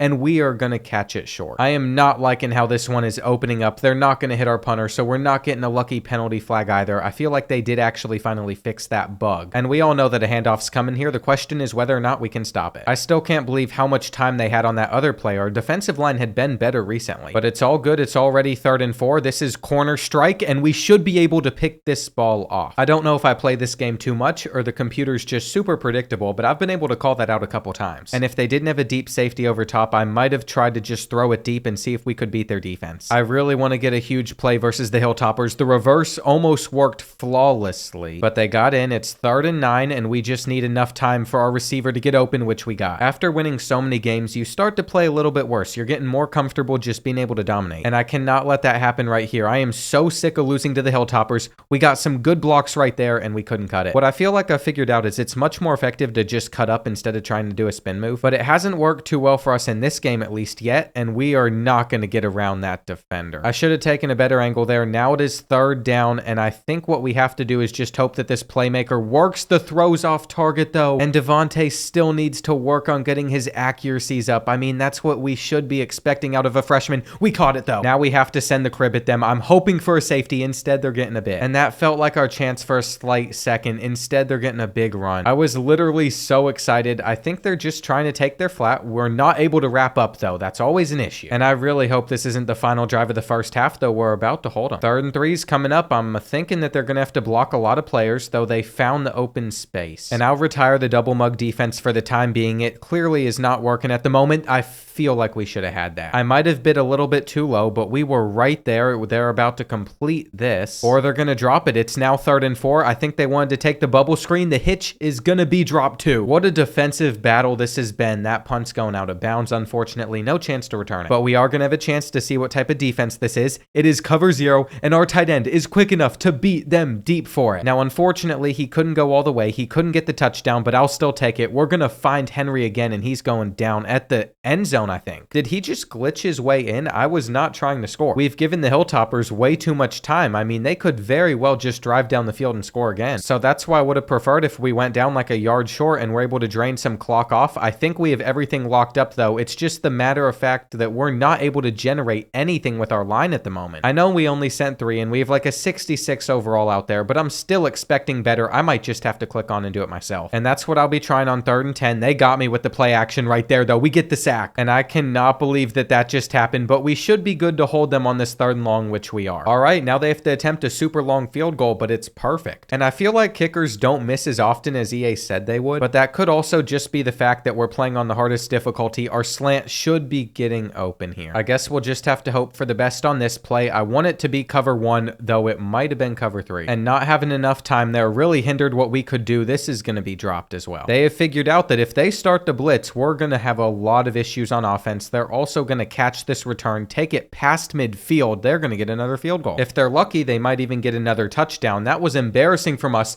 We are getting dusted by Scott, and I expected better out of Dion Scott right there. They did leave us 19 seconds left in the first half, though. We know the computer is prone to having terrible defense out there with no time left, so we might be able to hit them with the play action post deep, and that's what we have done. All right, 9 seconds left now. I think we're going to have our corner route if it's a good throw, and it is. So Josh Henry just helped us pull off a miracle. I'm trying so hard to make this team bowl eligible, and I'm really hoping that this episode of the series performs better, but if it's another really low performing one for the channel, the last episode might be the next one. I don't want to surprise anybody, so I do want to put that warning out there, but what I would do for it is just play until we win a championship, so there would still be probably 2 hours of footage, but instead of showing every play, we'd probably have to go through like 5 seasons, kind of like some of my normal rebuilds on this channel. If it does well though, we'll just continue to do it the same way that Grand Rapids was. And I hate that I have to switch up a plan like that on you all especially, but if something's not performing very well compared to other things, it makes sense to. I have to learn from it too. Maybe there's something about this series that just isn't as entertaining as Grand Rapids was. And I have a lot of great video ideas that I want to test out, but it's harder to do whenever there's an active series. If the feedback's great on this though, I got to keep it going. We also haven't had much success until this season. Later in the year, Nick Smith gets into the end zone. And I promise, as much as I love my roots, this is the final series that'll take place in Kentucky. I might do another team builder series in the future. You never know. And I still need to start filming another Imperialism. I have a plan to use 150 teams in the next one. I know that video is going to do great. Enough channel talk though. It's 3rd and 3. They've decided to run the ball. I pass committed, so they were going to pick it up. But I just figured they were going to hit us with a play action, and they didn't. Here on 2nd and 8, they're going to hand it off again. I mean, they just continue to run the ball. And this is going to be a breakaway one. We have to knock them down. Come on. Sometimes I love this team. Sometimes it just makes me so frustrated. 13 is destroying us. To start the 4th quarter, they've come out in 5 wide. I was almost able to get over there in time. And at least they didn't pick up a single yard. I know that they're throwing whenever they have that motion involved, but they have pretty much everybody open, and we missed the tackle. So much in having a lead versus Western Kentucky. We know this one is always going to be a close one. And if this is cover 2, we might just have a touchdown. The play action is going to allow us to sling it to Trey, and he comes down with it. We're finally starting to use our speed a little bit better. We're going to allow Smith to get out in space, and he's in the end zone. This is by far Devontae Newcomb's best game in his career so far. But if our defense can't hold them, that's going to be a major problem for us. Come on, somebody make the tackle in time. They're still going. It's always a classic whenever we play against Western Kentucky. I've done that reverse play too many times though. So I knew exactly what was coming right there, and why do they keep on running the ball? I'm out there in a pass defense. I'm committing so hard to stop it. They're going to get a run on 3rd and 1 that picks up the first. And instead of being so worried about the pass, I got to be worried about the run. I mean, they literally just dropped a ball that they should have caught. This is going to be a screenplay that they're going to pick a little bit up on. But that could have gone much worse. And the real issue is they're just going to keep on going for it. They're not going to kick a field goal. That means we're going to go down on this drive unless we somehow stop them. And I think they're about to pass here, which is not good because I ran commit. Just like last year, it's all going to come down to our offense. I still remember not being able to score on the goal line. We almost broke free. And I feel like we've already used a bulk majority of the passing plays that I would want to at this point in the game, but we should hold on to that. Not being able to hot route well makes things a lot more difficult, though we might have this corner route if it's a good throw. And I'm just going to be a little bit more patient here and hit our zig. It's really hard to be patient and do that though whenever they're screaming in pressure. We're going to have to come back to this one. And that's the first time Josh Henry has let us down. We're going to need him to make a diving catch right here. What a perfect throw from Newcomb. It literally couldn't have been better than that. We have to throw it away though. And the real issue is we've just run out of decent passing plays to use at this point in the game, but we should have gotten that. 3rd and 22 is not a great spot to be in, though we should have this corner route if we possession catch it. And if it's 4th and inches, we can go with the fullback dive. That is going to allow us to move the chains at least. I'm not sure why I've saved all 3 of our timeouts up to this point. It doesn't really make much sense. We're either going to score on this drive and lose or not. And it's not like we could get a defensive stop in this amount of time, so we're going to start using our timeouts.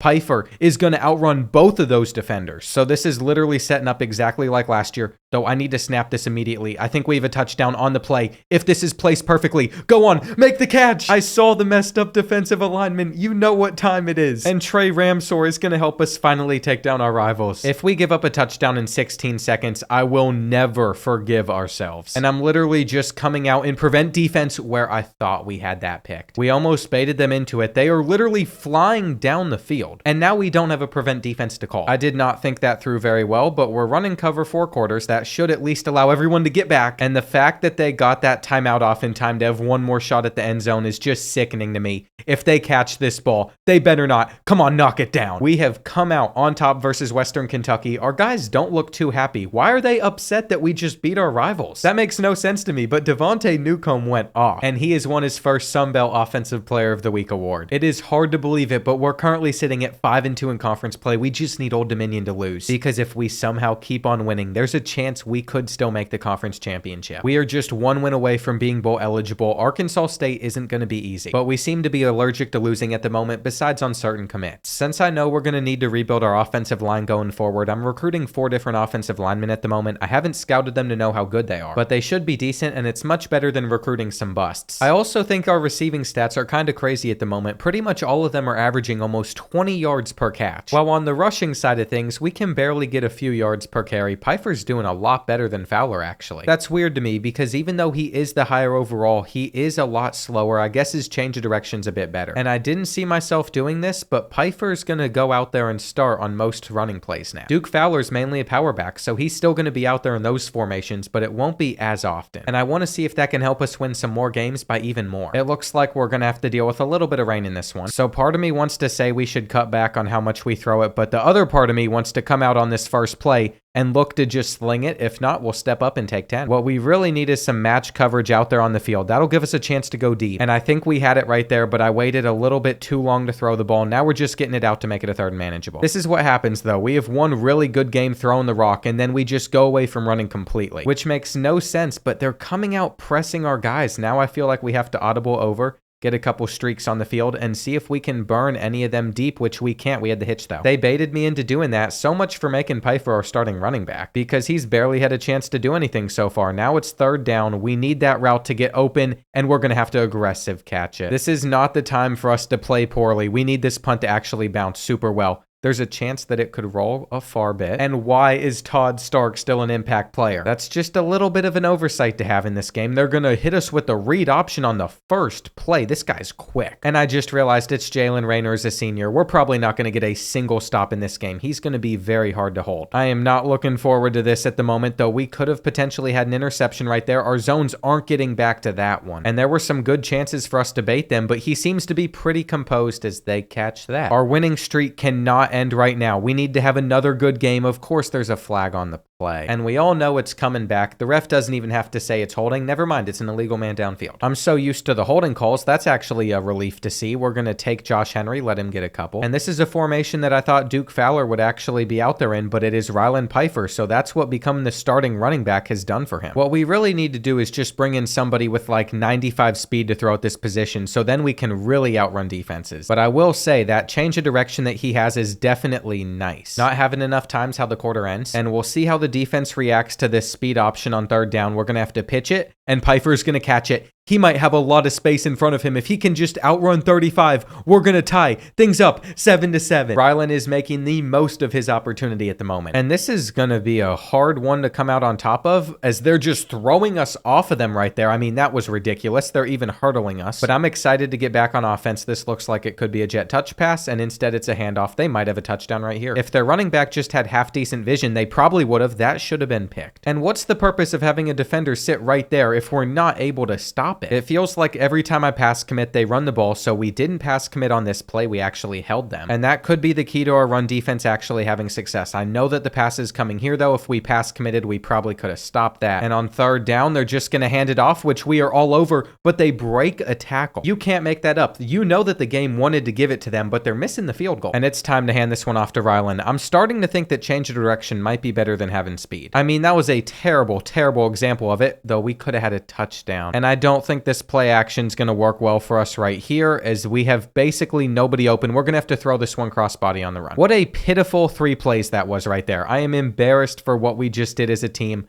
This punt, they're going to miss, though. Then they're scooping it up. He is platinum something. And let's see what Arkansas State can do with 1:42 left in this one. They're going to throw it straight to us, but we don't get over to it. Now, it would probably be smart for them to just run the ball here, make sure they move the chains, but instead they are going to throw it. And I guess we should just be dropping more players back into coverage, as they're going to throw it straight to us. Okay. That was actually perfect for us. I didn't know we were playing against DJ Ukulele. There was absolutely nothing open there. And I'm not sure this offensive drive is going to go very much better for us, as we throw it straight back at them. I have no room to talk now, but I just panicked, and we might have them beat deep. I think we do. They got a little bit confused with their man-to-man coverage, and it is Trey Ramsor that's gone. I was surprised he only had 1 receiving touchdown this year, but that'll give him 2, and he keeps making the plays that we need desperately at the right moments. Come on, let's make this tackle. All we have to do is get them to a third down, and then they're going to try to run it. We're going to hit stick them hard. But now that they're at midfield, they have some hope that they can get into field goal range, so we have to be a little bit concerned about that, though we could have had it. If Jalen Raynor would just take off and use his legs instead of trying to throw the ball, we'd be in trouble. But instead, he just sits back there, keeps on making terrible reads, and on third down, that was a good throw. I can't really say anything about it. He placed it perfectly above that zone, and I just hope that we don't give up a touchdown to end this first half. I'm all over the route that they want to take.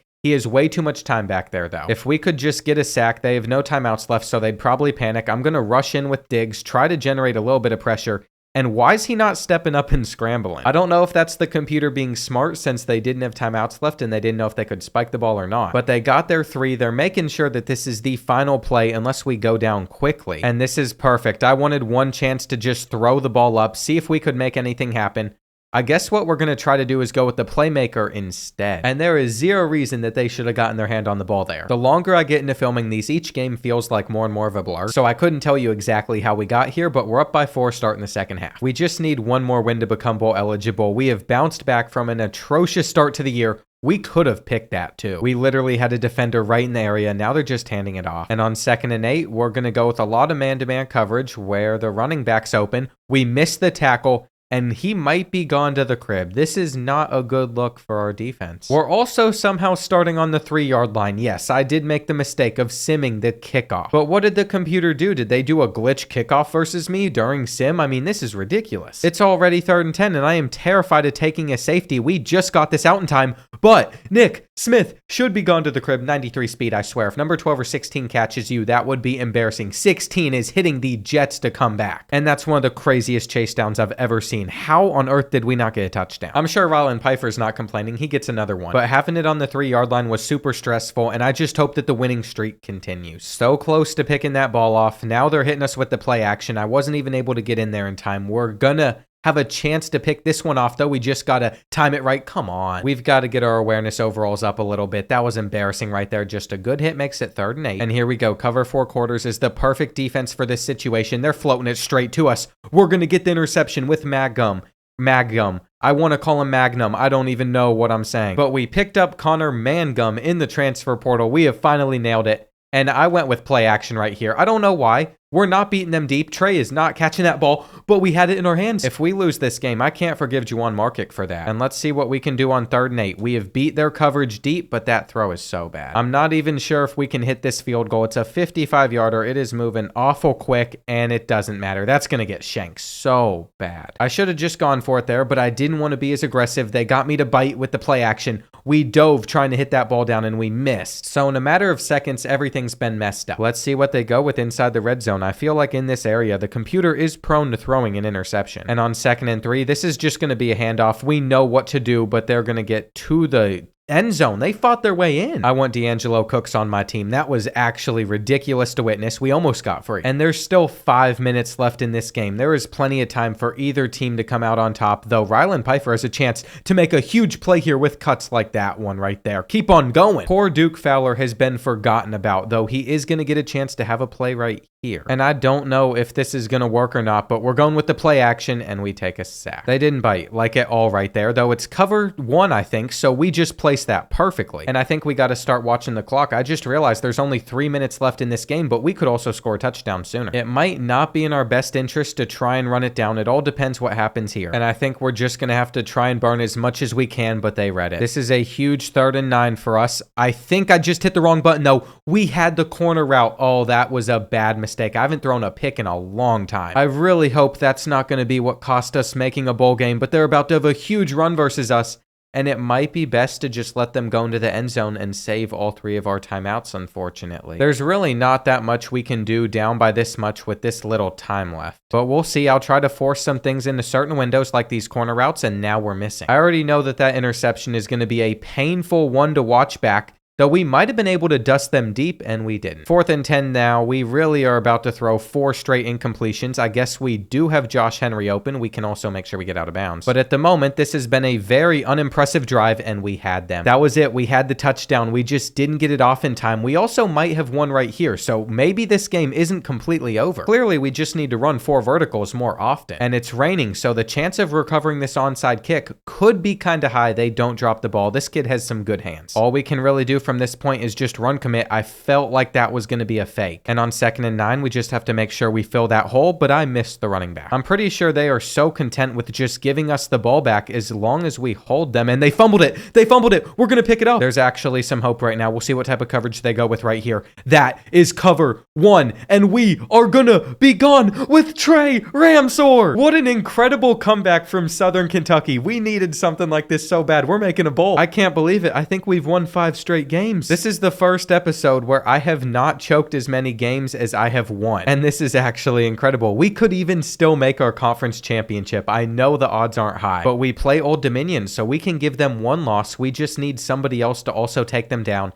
This is the final play of the game. I'm going for the interception. Our guys should be so happy right now. We've improved to 6-4. And this type of run means we're about to have an incredible ending to the rest of season number 3. I mean, we're getting better and better each game. This is actually a crazy type of run. Each win has just been by 1 possession. All we have to do is win on the road at Vanderbilt and at Old Dominion. And then we'd be 8-4 in season 3, which is nuts, but Old Dominion has got to lose something. I'm really praying on their downfall. I'm excited to see what Ben can add to the offense with the takeoff and 95 speed. I mean, our recruiting recruiting class is not great at the moment. But for only being able to go after 3 stars in Kentucky and Tennessee, I feel like it could come together pretty nicely. We're just going to have to see whether or not Vanderbilt can take us down. They're a 76. But I have a feeling when we compare our roster to theirs, it's going to be quite a bit better, and it looks like a lot of their best players are on defense. Starting off with the ball, we're going to have a good first drive versus them. I think we could have a kick return here too, but that hole closed up pretty quick and his season stats just keep getting better. As I've gotten more comfortable just slinging it on Heisman, we've been able to do a lot more. Our corner route is wide open, by the way.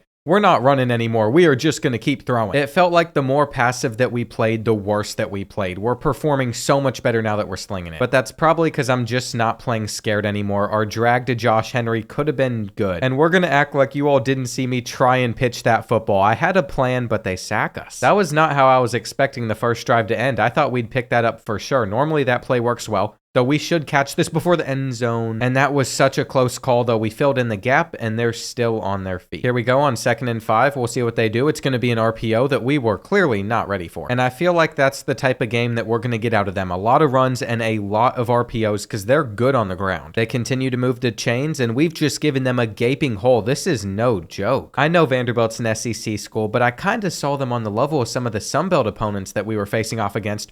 What am I even doing defensively? That was by far the worst tackling sequence we've had all year. We didn't play it, and I'm ready to sling this rock. They're clearly coming out pressing us on this play, so we should have the fade, but 26 is keeping up. We're getting rattled by the stadium pulse at Vanderbilt. That is a sentence I never thought that I'd ever say. And let's see if Duke Fowler wants to do anything for us in this game. He's going to pick up like 7 yards. If our blocks just held perfectly right here, you would say this could be a touchdown if we had the speed to at least outrun everyone. But we don't. And I just realized one of the main reasons we've had so much success is because we've played at home. I'm not able to audible the way that I want to versus Vanderbilt at the moment, and it's driving me crazy. But the more comfortable that Newcomb starts to get, the more we should be able to do so, and I think we're going to have a completion right here, assuming Nick Smith is able to keep going. All right, just 4 yards away from tying it up now. We get some decent blocks, but it could have been better, and I think what I'm going to do is just let Devontae try to finish this one off himself. They have us spread out on this play, which is very concerning. I never know what's going to happen there. And I should probably find a playbook that has some of that in there. I think Tennessee would definitely have it. We'll just have to look. I feel like if you can effectively stretch the field, it's the hardest formations to stop in the game. And let's see what they come up with on 3rd down. I definitely had PI over there, but they still had a hitch route completed. It might be a curl, actually. I'm not entirely sure what separates the two, but they're pretty much just the same thing. One of them might be a little bit shorter than the other, and they have moved the chains again. I honestly feel hopeless trying to get a stop versus them. They complete it, and I think I have to send a blitz right here. We're trying something new. They're literally chewing the clock, so we have no time to work with if we get the ball back before the end of the half. I mean, that is just evil. But that's what I'd do versus the computer. I can't get over how smart they are on this game. I say that as they've missed 2 passes in a row, making this a 3rd down where they had us beat, and we just couldn't get our hands on that one in time. But I feel like we could still get lucky if the pass is even in bounds. I mean, that was just an embarrassing throw from our freshman. The play action is going to allow us to try and take this corner route, but at this point it might be safe to say that neither's going to work for us, and we're just going to step up, throw this one on the run, and hope that Nick Smith can hang on. This is the questionable type of defense I'm talking about. It is 4th and 10.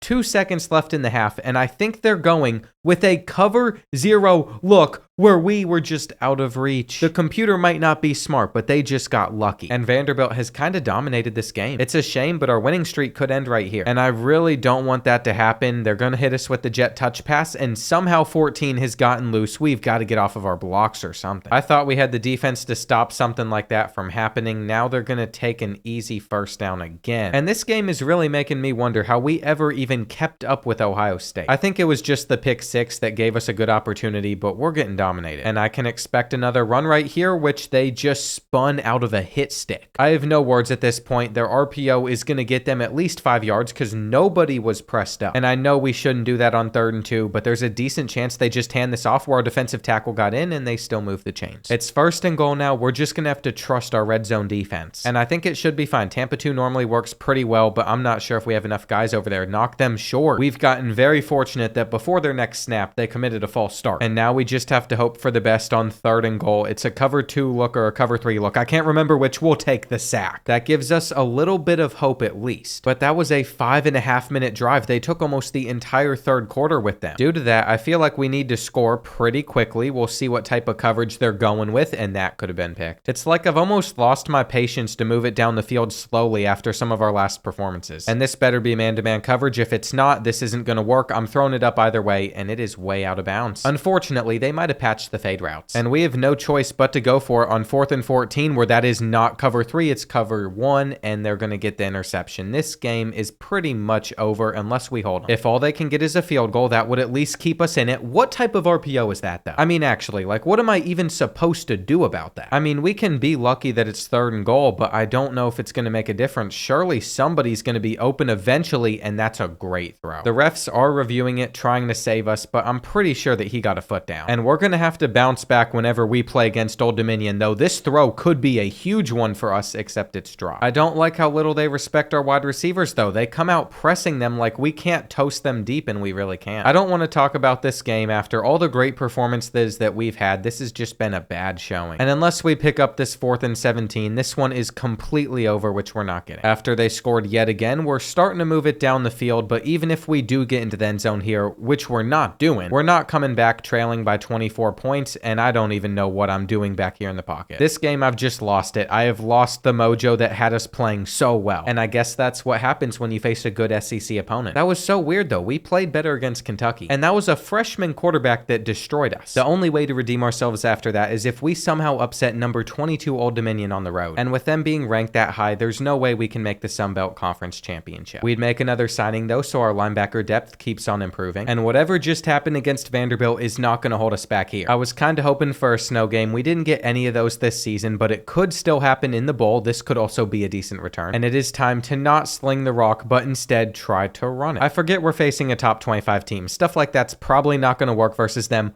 But what we do have is Josh Henry open. And I couldn't tell you what's happening to this team at the moment. I mean, we're just playing completely differently than we did earlier on in the year. It's making no sense. The reverse has worked for us for like the past half season. Now we're going to let Nick Smith try and get at least 5. But it's just not going well. This handoff is going to be blown up completely. And here we go. 3rd down now. I'm going to take our drag route over to Josh Henry. And Josh Henry is going to be the guy taking us inside the red zone. All right, that's actually a really important and good play for us. Now we're hoping for the man-to-man coverage so we can deliver a dot. I think his accuracy's starting to get a bit better. And finally, our impact players have changed. It took all season, but I think it's based off of the highest overall player on offense and defense, so that's why. And I don't like that the Monarchs seem to want to stay in hurry-up mode. That's not favorable for us, though we could have stopped them on that 3rd down right there. They're shedding a tackle. We have to win this battle, and he just keeps on going. Can somebody bring him down? I can't do it. These games in the rain are going to make me go insane. We're going to drop easy passes. We're going to miss every tackle, and I'm run committing. I don't care. If they're not running the ball, they can take the free touchdown or they'll get it anyway. So much for being patient. If they're going to come out in a stupid defense, they're going to have to pay the consequence for it, or they're going to drop back and cover that route perfectly. I basically had one read there. It wasn't open, and now we are going to wait for our running back to get open where that ball was almost underthrown. Now I'm hoping that this is a cover 0 look. It seems like it's more of a quarters look though, which means we're clamped. And on 2nd and 10, they're sending a lot of players in trying to stop this halfback screen from getting out.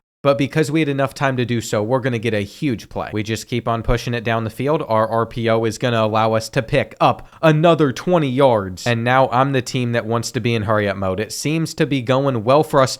So we have fumbled the football. It just slipped out. That's when you got to put it back in, but they had their hands on it before we could get on it. And that's going to bring us to the end of the 1st quarter. Now it's on our defense, of course, which is not the position you want to be in. But at least this is setting up to be a pretty quick 3 and out. I'm going to stick on this route right here, and we're just not fast enough. It's like I just predicted it perfectly. I knew what was coming. But they have the better players. We need to get some faster users and safeties on this D. I'm thankful they've stayed in hurry-up mode, though. It's allowed us to stay and cover 4 quarters. Of course, they had him open. And there's really not much else that we can do there. They're breaking one. You would assume at some point we would figure out how to stop the run. That's not happened. And their offensive line has to be exhausted. All they have done is just continue to push it down. I ran commit and every single player was open. My patience might just be gone, and that could be the biggest issue. We're going to hand this one off, and we're going to get a very clean run from Pfeiffer. The problem is I see this press coverage, and I know that we should be able to beat it. We're going to get out of there with Trey, though, and that was so close to being a touchdown. Maybe playing in the rain isn't too bad. You're going to slip off a lot of tackles. Whatever happens, this will be the final drive of the first half. We cannot afford for them to stop us. And I have the perfect read right here. It's just going to be our tight end over the middle, which he drops. I'm going right back to Josh Henry. I trust him. He is going to hold on to this football. He's going to get enough. He's going to stay on his feet. And at least for now, we can just hand this one off, hopefully cut to the outside and make at least a decent play. Now the clock is running down. We're going to cut to this right side. I can't make both of them miss. But what we can do is get Duke Fowler into the game. Their defensive line is not lined up to stop this run, and we're in the end zone. Now, the only unfortunate part about that is we did leave almost a minute left on the clock. But that could be a good thing if we can just get them to a third down. That's really what's going to determine whether or not it's a good thing. They've thrown an interception to our 6'4" safety, and Jones takes it to the 30. That's exactly why it was a good thing. We've been given an opportunity to get even more points, though I'm not sure if we're able to escape the pocket. And I'm a little bit worried because my favorite target in situations like this, Josh Henry's not out there on the field, though we're going to throw it up.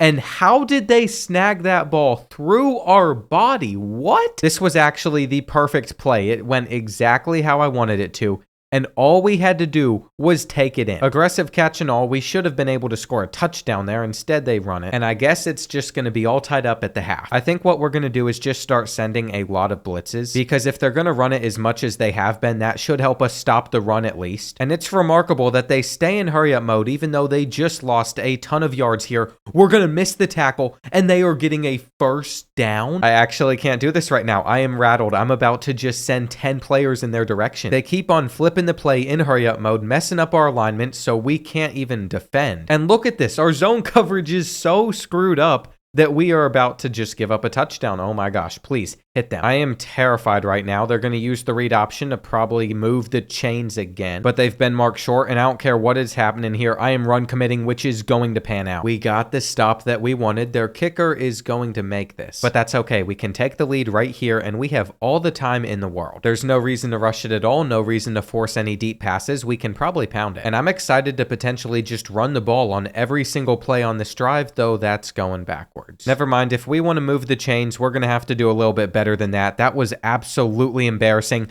I did not mean to throw it straight to number 10 right there. I thought they were in man. And if I didn't have to fly to North Texas at 6 a.m. tomorrow, I would have definitely gone to bed already, because I'm no longer playing as good as I once was. One way or another, we are finishing this season tonight, though. And all we have to do is make sure that all they get out of this drive is a field goal. We can very well do that, assuming they don't pick up a huge running play on 3rd and 10. And that was rough. I got so frustrated, I didn't even try to make a tackle there on the 1-yard line. I pretty much just let them get into the end zone. And now we're trailing by 2 possessions. We're starting to throw the ball a lot more. I'm going to use that playmaker and then take this comeback route. That'll get us 20 yards or maybe even 30. I really don't want to throw a third interception in this game, so we have to be a bit smarter about the reads that we're taking. Our tight end should be able to get open there. But nope, he wasn't. They continue to be able to press us really, really well, and we're just scrambling where we should be fumbling. I think if anything, I'm just like a really streaky player. I have good moments. I have a lot of bad moments. And the fact that we're on a 4th and 6 is a pretty bad moment, though we just need to possession catch this football. It has not gone very well for us, but there's still plenty of time to make up for it. We have a full quarter ahead of us. And if this play action fools them, which it really shouldn't because we've been throwing the ball so much, we might have had a big gain.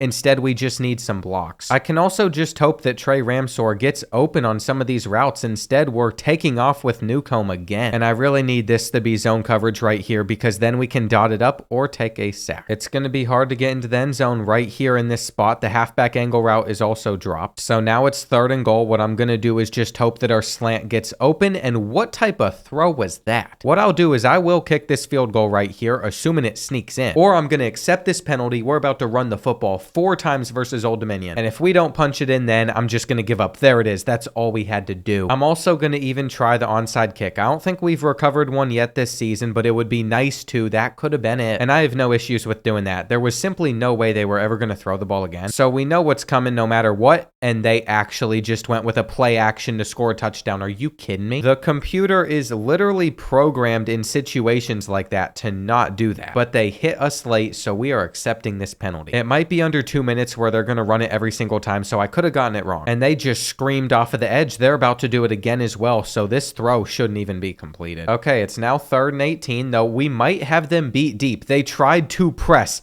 Markic, and Markic said that's not going to work. We're going to have one more chance to get this ball back. And even if we don't recover this onside kick, we have saved up 2 timeouts. That literally went straight to number 3. Here we go. It's 1st and 10. They're going to hand this one off to the left, and they get a couple. But that's not too bad. We'll see what they go with on 2nd and 8, and they've been held. They're probably going to throw it right here, though. There would be no reason to hand it off, so we are prepared for it. I am all over the slant, and they have the hitch underneath. We're going to wrap up with this tackle. So they're forced to attempt this long field goal with about a minute left, and I think they have enough on it. This is perfect, though. We've been given the opportunity that we wanted. We're even going to try to return the kick just to see if we can get lucky. Now, I am pretty much out of passing plays at this point, but they are coming out very aggressive versus us.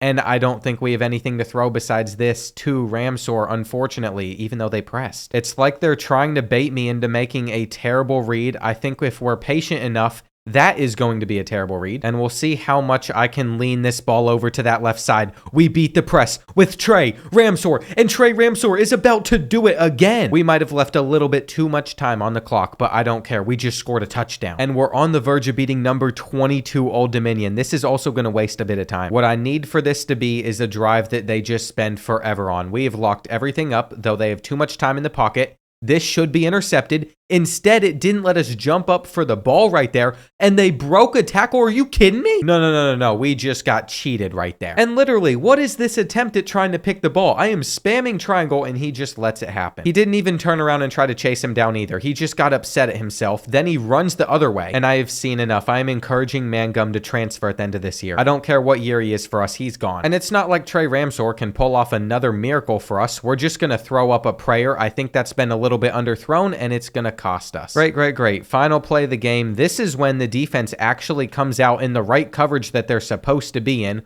We're going to get a flag, though, and that gives us one more chance. Now, I don't think we're going to get enough time in the pocket to really throw up a Hail Mary, but we might, and I'm hitting the button. Okay, I was hitting triangle. I was about to rage at the game, but triangle was not out there on the field. And I don't know how we just lost that, but we did. This was a very weird season for Southern Kentucky football, though. We went 6-6. We made a bowl game like we wanted to. And we haven't gotten a committed screen all year, but this one finally popped up. That's been a bug since the last title update. Jackson Arnold won the Heisman. And our bowl game's been decided. We're playing Sam Houston. By early National Signing Day, we started to pick up more commits. We now have 12 3-stars signed. But what's more important is what dev trait each one of these guys have, and we found an elite left tackle. He's also 6'7". I didn't even scout him, so that was super lucky. We're going to have a quarterback with impact, though, and the star was Liggins. Unfortunately, Ben is only impact. It might not be on pace to be the best class in the Sun Belt right now, but we are one of the better teams, and we should continue to stay up here no matter what happens to the future of this series. I'm still not sure how I'm going to film episode 4. I'd like some feedback in the comments. Either way, I'm going to have a blast with it. And this was my favorite season yet. We didn't really run the ball much, but receiving-wise, pretty much everybody ate, and the guy with the most receptions was our backup running back. On defense, both Carmelo and Kelly Jones had 3 interceptions, and we might still be a long way away from making the playoffs, but I'm ready to see whether or not we are capable of taking down Sam Houston to win a bowl game. I feel like it's only right that we rep our team colors for this huge moment for our program, and I really want to win the first bowl game that we have ever been a part of. As you can see, we've passed the ball on 81% of our plays, and that doesn't feel right, but it actually might be true. Their running back's a number 85, and he's about to get a huge play. We're not giving up a touchdown here. That is simply not how we need to be starting off such a huge matchup for this school. Who is this kid? He's a senior, so he's a real player that plays running back and wears number 85, but they tried to throw it. And literally their first passing play of the game, we just got an interception on them. That felt really good to see. They're about to sack us, though. And they're coming out in the double mug formation that is so intimidating. Most of the time, it doesn't really generate much pressure, though. And you know what? We have all the time in the world to make this catch. Sometimes evading the pocket's not the worst thing in the world. We're going to get stuck. But I'll go back to the run one more time just to see if we can pick anything up out of it, and we don't. It is more efficient for us to just sling it 40 times a game. It's also a lot more fun to be throwing throwing it, though we're not picking it up, making this a massive 4th and 1, and we just had to hand it off and they're still on it. Sometimes you can make the right read with the read option and it's still not the correct one. But the last time they tried to throw the ball, we got an interception. I just pass committed because I saw the guy in motion and we almost got to that. Here we go, 3rd and 3. If they hand this off, I pass committed again, so I'm surprised we stopped them. But this has been a game of defense. They're punting it back to us and that's probably going to pin us inside the 10. With that in mind, I see no harm in hitting the play action and seeing if we can beat them deep,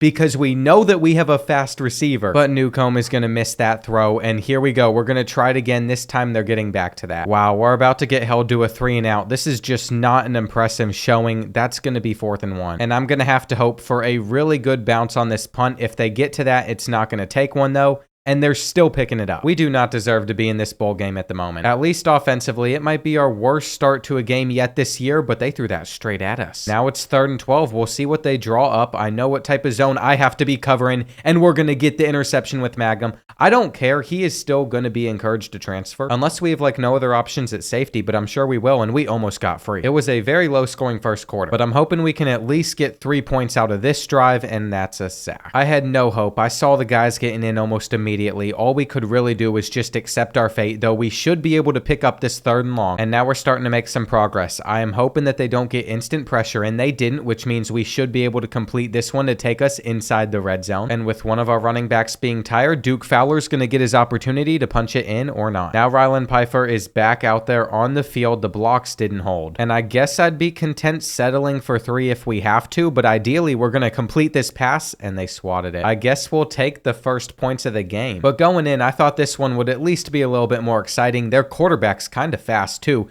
How is he breaking that? I mean, he had no issues at all getting right by us. We couldn't bring him down there either. And on 2nd and 8, they just go straight back to running it again. Here on 3rd and 5, it looks like they're going to hit us with a draw. So I'm starting to question how Sam Houston even went 9 and 4 in the first place. And that means they made it to their conference championship. Now, I was hoping to get a little bit lucky here. I don't think that's going to happen, though we had tried to escape the pocket. And I just made the camera angle get so confused and weird. We'll see if Pfeiffer can make this guy miss. That's a clean juke. I was looking at his stats and I realized that he has 89 juke moves, so we should be able to do stuff like that more often. I gotta stop hitting the spin at least. And I want to see if we can get one really good clean one. They almost picked that off, and we're gonna make this defender miss so hard or not. My main goal with this play is gonna be to roll out to that right side and then throw it over there, though we're just gonna have that route take a low possession catch. Or not. We just set them up with a Peyton Manning-like throw. The halfback screen is going to pick up the first down though. There's still a minute left on the clock, so we have plenty of time to score on this drive. I will be willing to step up and go for the big run, just one guy to beat. That was a good little play right there. The RPO is going to be a run, and I hope chewing the clock wasn't the wrong decision. We shouldn't need more time than this. We're either getting into the end zone on this play or we're just going to settle for a field goal. I think we're going to have a chance to scramble for it though, and Newcomb takes it in. That is what it's like having a fast quarterback. I didn't use his speed that much, but clearly I should have. And to start the second half, we get the ball too. I didn't realize how well we just played defensively. If we're able to score on this drive, we basically have a 3-possession lead. This is going to lead to not a huge gain, but we should be able to convert still on 3rd and 3. We keep it with the read option. We make a defender miss and we're fighting for it. That's our quarterback right there. He is doing everything he can. We're going absolutely nowhere, and it's time to see if we can hit them with a cover 4 coverage, and we didn't. So we're scrambling. We're going to see if we can make this guy miss, and we don't. If we do catch them in quarters, certain plays are touchdowns, like this one right here. We just need to keep on running with Nick Smith, and he is gone. That is exactly what I wanted to see. We're now up by 17, and I had a snack in between this game and the last game, so that seems to be the difference maker. If I start playing bad, I just have to go get a mouthful of food, and that seems to really help me out. That better not get clipped out of context. On 3rd down, the RPO is going to give them a for free touchdown. I mean, they literally just did nothing there. Like, I'm so confused. What were we doing defensively? I mean, it's fine because we've been playing well, and I am going to go for a huge play right here, though nothing is open.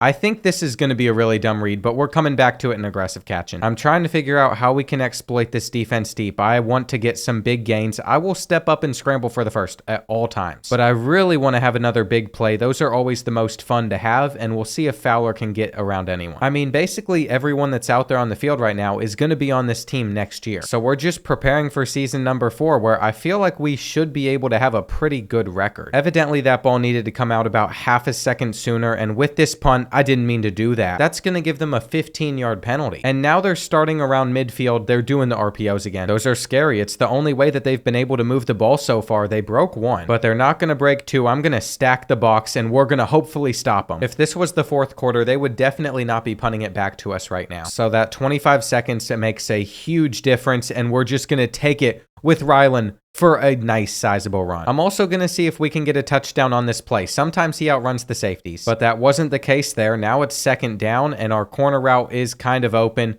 But I want to go for some bigger plays. I'm doing way too many dumb things. I am running around with like a 70 overall quarterback, like we have a 95 overall quarterback. He's not getting that out in time. And this is why we choke so many different finishes, though that punt should be pretty perfect, except they got to it. Maybe we'll come away with another interception or something, though. At some point, they have got to start throwing it. And when they do, it's clearly not very impressive. The halfback screen is boxed. Now there's no way that they pick up this 3rd and 19. We have dropped everybody back. They'd know where to go. And I cannot believe that they're actually going for this right now. They're throwing it straight to us. Mangum gets another interception. Okay, I might have to just decide that he's going to stay on the team. I was so close to shipping him off to Army. I was going to make him transfer to that school, but no. Instead, he's starting to perform pretty well. And I'm not sure why we're throwing it in this position. We all know that the better move is to just run the football. Now it's 3rd and 7. We need some guys that are going to beat the press in the red zone, and they don't. That was another time where we just haven't done what we needed to offensively. But we've been so locked in defensively that I'm not sure it's going to matter too much, and we left that one wide open. Here on their next play, they're going to throw it straight at us, and they dropped the ball. So that was pretty confusing. Not entirely sure what all happened there, but that's off target. Maybe running man-to-man is our answer. We just can't get beat with any deep routes, and it's going to be 4th and 7. Here we go. We'll see what they're able to come away with. We're going to get the sack, and I think we have figured things out defensively. This is the best that we've played on it. Somehow this game still is not over, though. We have to get at least a field goal, and even then it's only a 2-possession one, so we might as well go for a touchdown or the first down. We knew that Josh was going to get there. It's kind of sad. This is the end of season 3 already. It has not taken us very long to get to this point. And I should probably just be taking a knee, but I want one more touchdown. We might have a busy offseason ahead of us. We have an open Nick Smith. And even if they got another touchdown, this felt so good. We ended up going 7-6 in our 3rd year, and Devontae improved a ton. The Stallions aren't on Clemson's level yet, who finally decided to use the transfer portal. But we're really not losing any players. Only a couple of these guys started for us, and the rest of them are like backup safeties. We've also had all our recruiting restrictions lifted since we made it to a bowl game, which is good. Things have opened up for us. We'll see if anybody good wants to transfer in. And guys like Gary Rutherford or this one, Malik Powers, could be super useful. With only 525 hours to spend, it was a little tricky how to split it up, but this is what I decided on. We might need another receiver too. And as the weeks go on, it's going to be crucial that we start to put guys on visits, so that's what I'm doing right now. I focused too much on the transfers though and lost this left end to Vanderbilt, which I'm only okay with if we actually get them to commit. I got a couple and we're still in first place for the rest. But going into this final week, we're probably going to hit the finish line about at the same time, and USF's going to get this receiver. I guessed his motivation wrong, so all of a sudden they made a comeback. I was just one off. These are so close. And I found this Jim running back in the final week. He could be another powerful piece for us, but I'm not sure if we can come back. We'll see if doing all this is enough to finish in first place. That's all we need for him to commit. And I've already seen a couple transfers commit. I want to see the wide receiver though. Trevor Ham did come in, and unfortunately USF did steal Amerson. He might not have been great though. I'm just going to take a look at dev traits. I'm seeing a lot of impacts. A star on this freshman defensive tackle transfer. That is huge. And we still finished with the 3rd best class in our conference, but I feel like we got the best recruits. I'm so excited to see how training results pan out. We still have to move around some players though. John Liggins is going to be on our defensive line. He is star dev. And I didn't realize how many linebackers we signed this year, but we have so many on this team that I don't even know what to do with them. We also have a ton of junior corners, so I'm going to find one that can play free safety the best. And that's going to be Marcel Miller IV. He went up to an 84 overall, and the question is, should we convince Connor to transfer or not? We'll see how these training results go. We have a ton of points in motivator with myself and the coordinator, so we're going to go up to an 83 overall. Marcel Miller IV's up to a 90, and this is crazy. Now, to my surprise, Devontae Newcomb didn't improve too much. At running back, Duke Fowler didn't go above Rylan Pfeiffer, and at wide receiver, it looks like Nick Smith did jump the other guys. Then at left end, Demarius Boudreaux instead of Bordeaux jumped up from like a 66 to an 81. And with 40 coach points to spend, I think what I'll at least do is make sure this linebacker one is improved, but I kind of want to save up until we unlock Architect. There's good stuff in here like Tier 2, which is limitless, and that gives gives a player a chance to have a random skill cap increase every time they level up. We'll just hold on to some coach points for now, and we have to encourage one player to transfer, but it's not going to be Connor Mangum. Instead, it's going to be this senior. I've forgiven the junior, but I can also get rid of some of these players that will never play for us. And I'm going to test something out. I'm going to see if I can figure out if Todd Stark actually goes to a new team or if he just disappears. Well, I'm happy to say that in the game, they actually go to a new school, but Todd Stark is not happy because he actually got shipped off to a military program. He's been enlisted in the Navy. This poor guy wasn't getting it done for us, but thank you for serving our country, Todd. And interestingly enough, the only thing Devontae Newcomb still has to improve on is his accuracies, which should fill up by next year. That's going to wrap up this season, though. I think we're in a fantastic spot for year number 3. And again, with full transparency, episode 4 could be the final one, but if it is, I promise it's going to be the best in the series.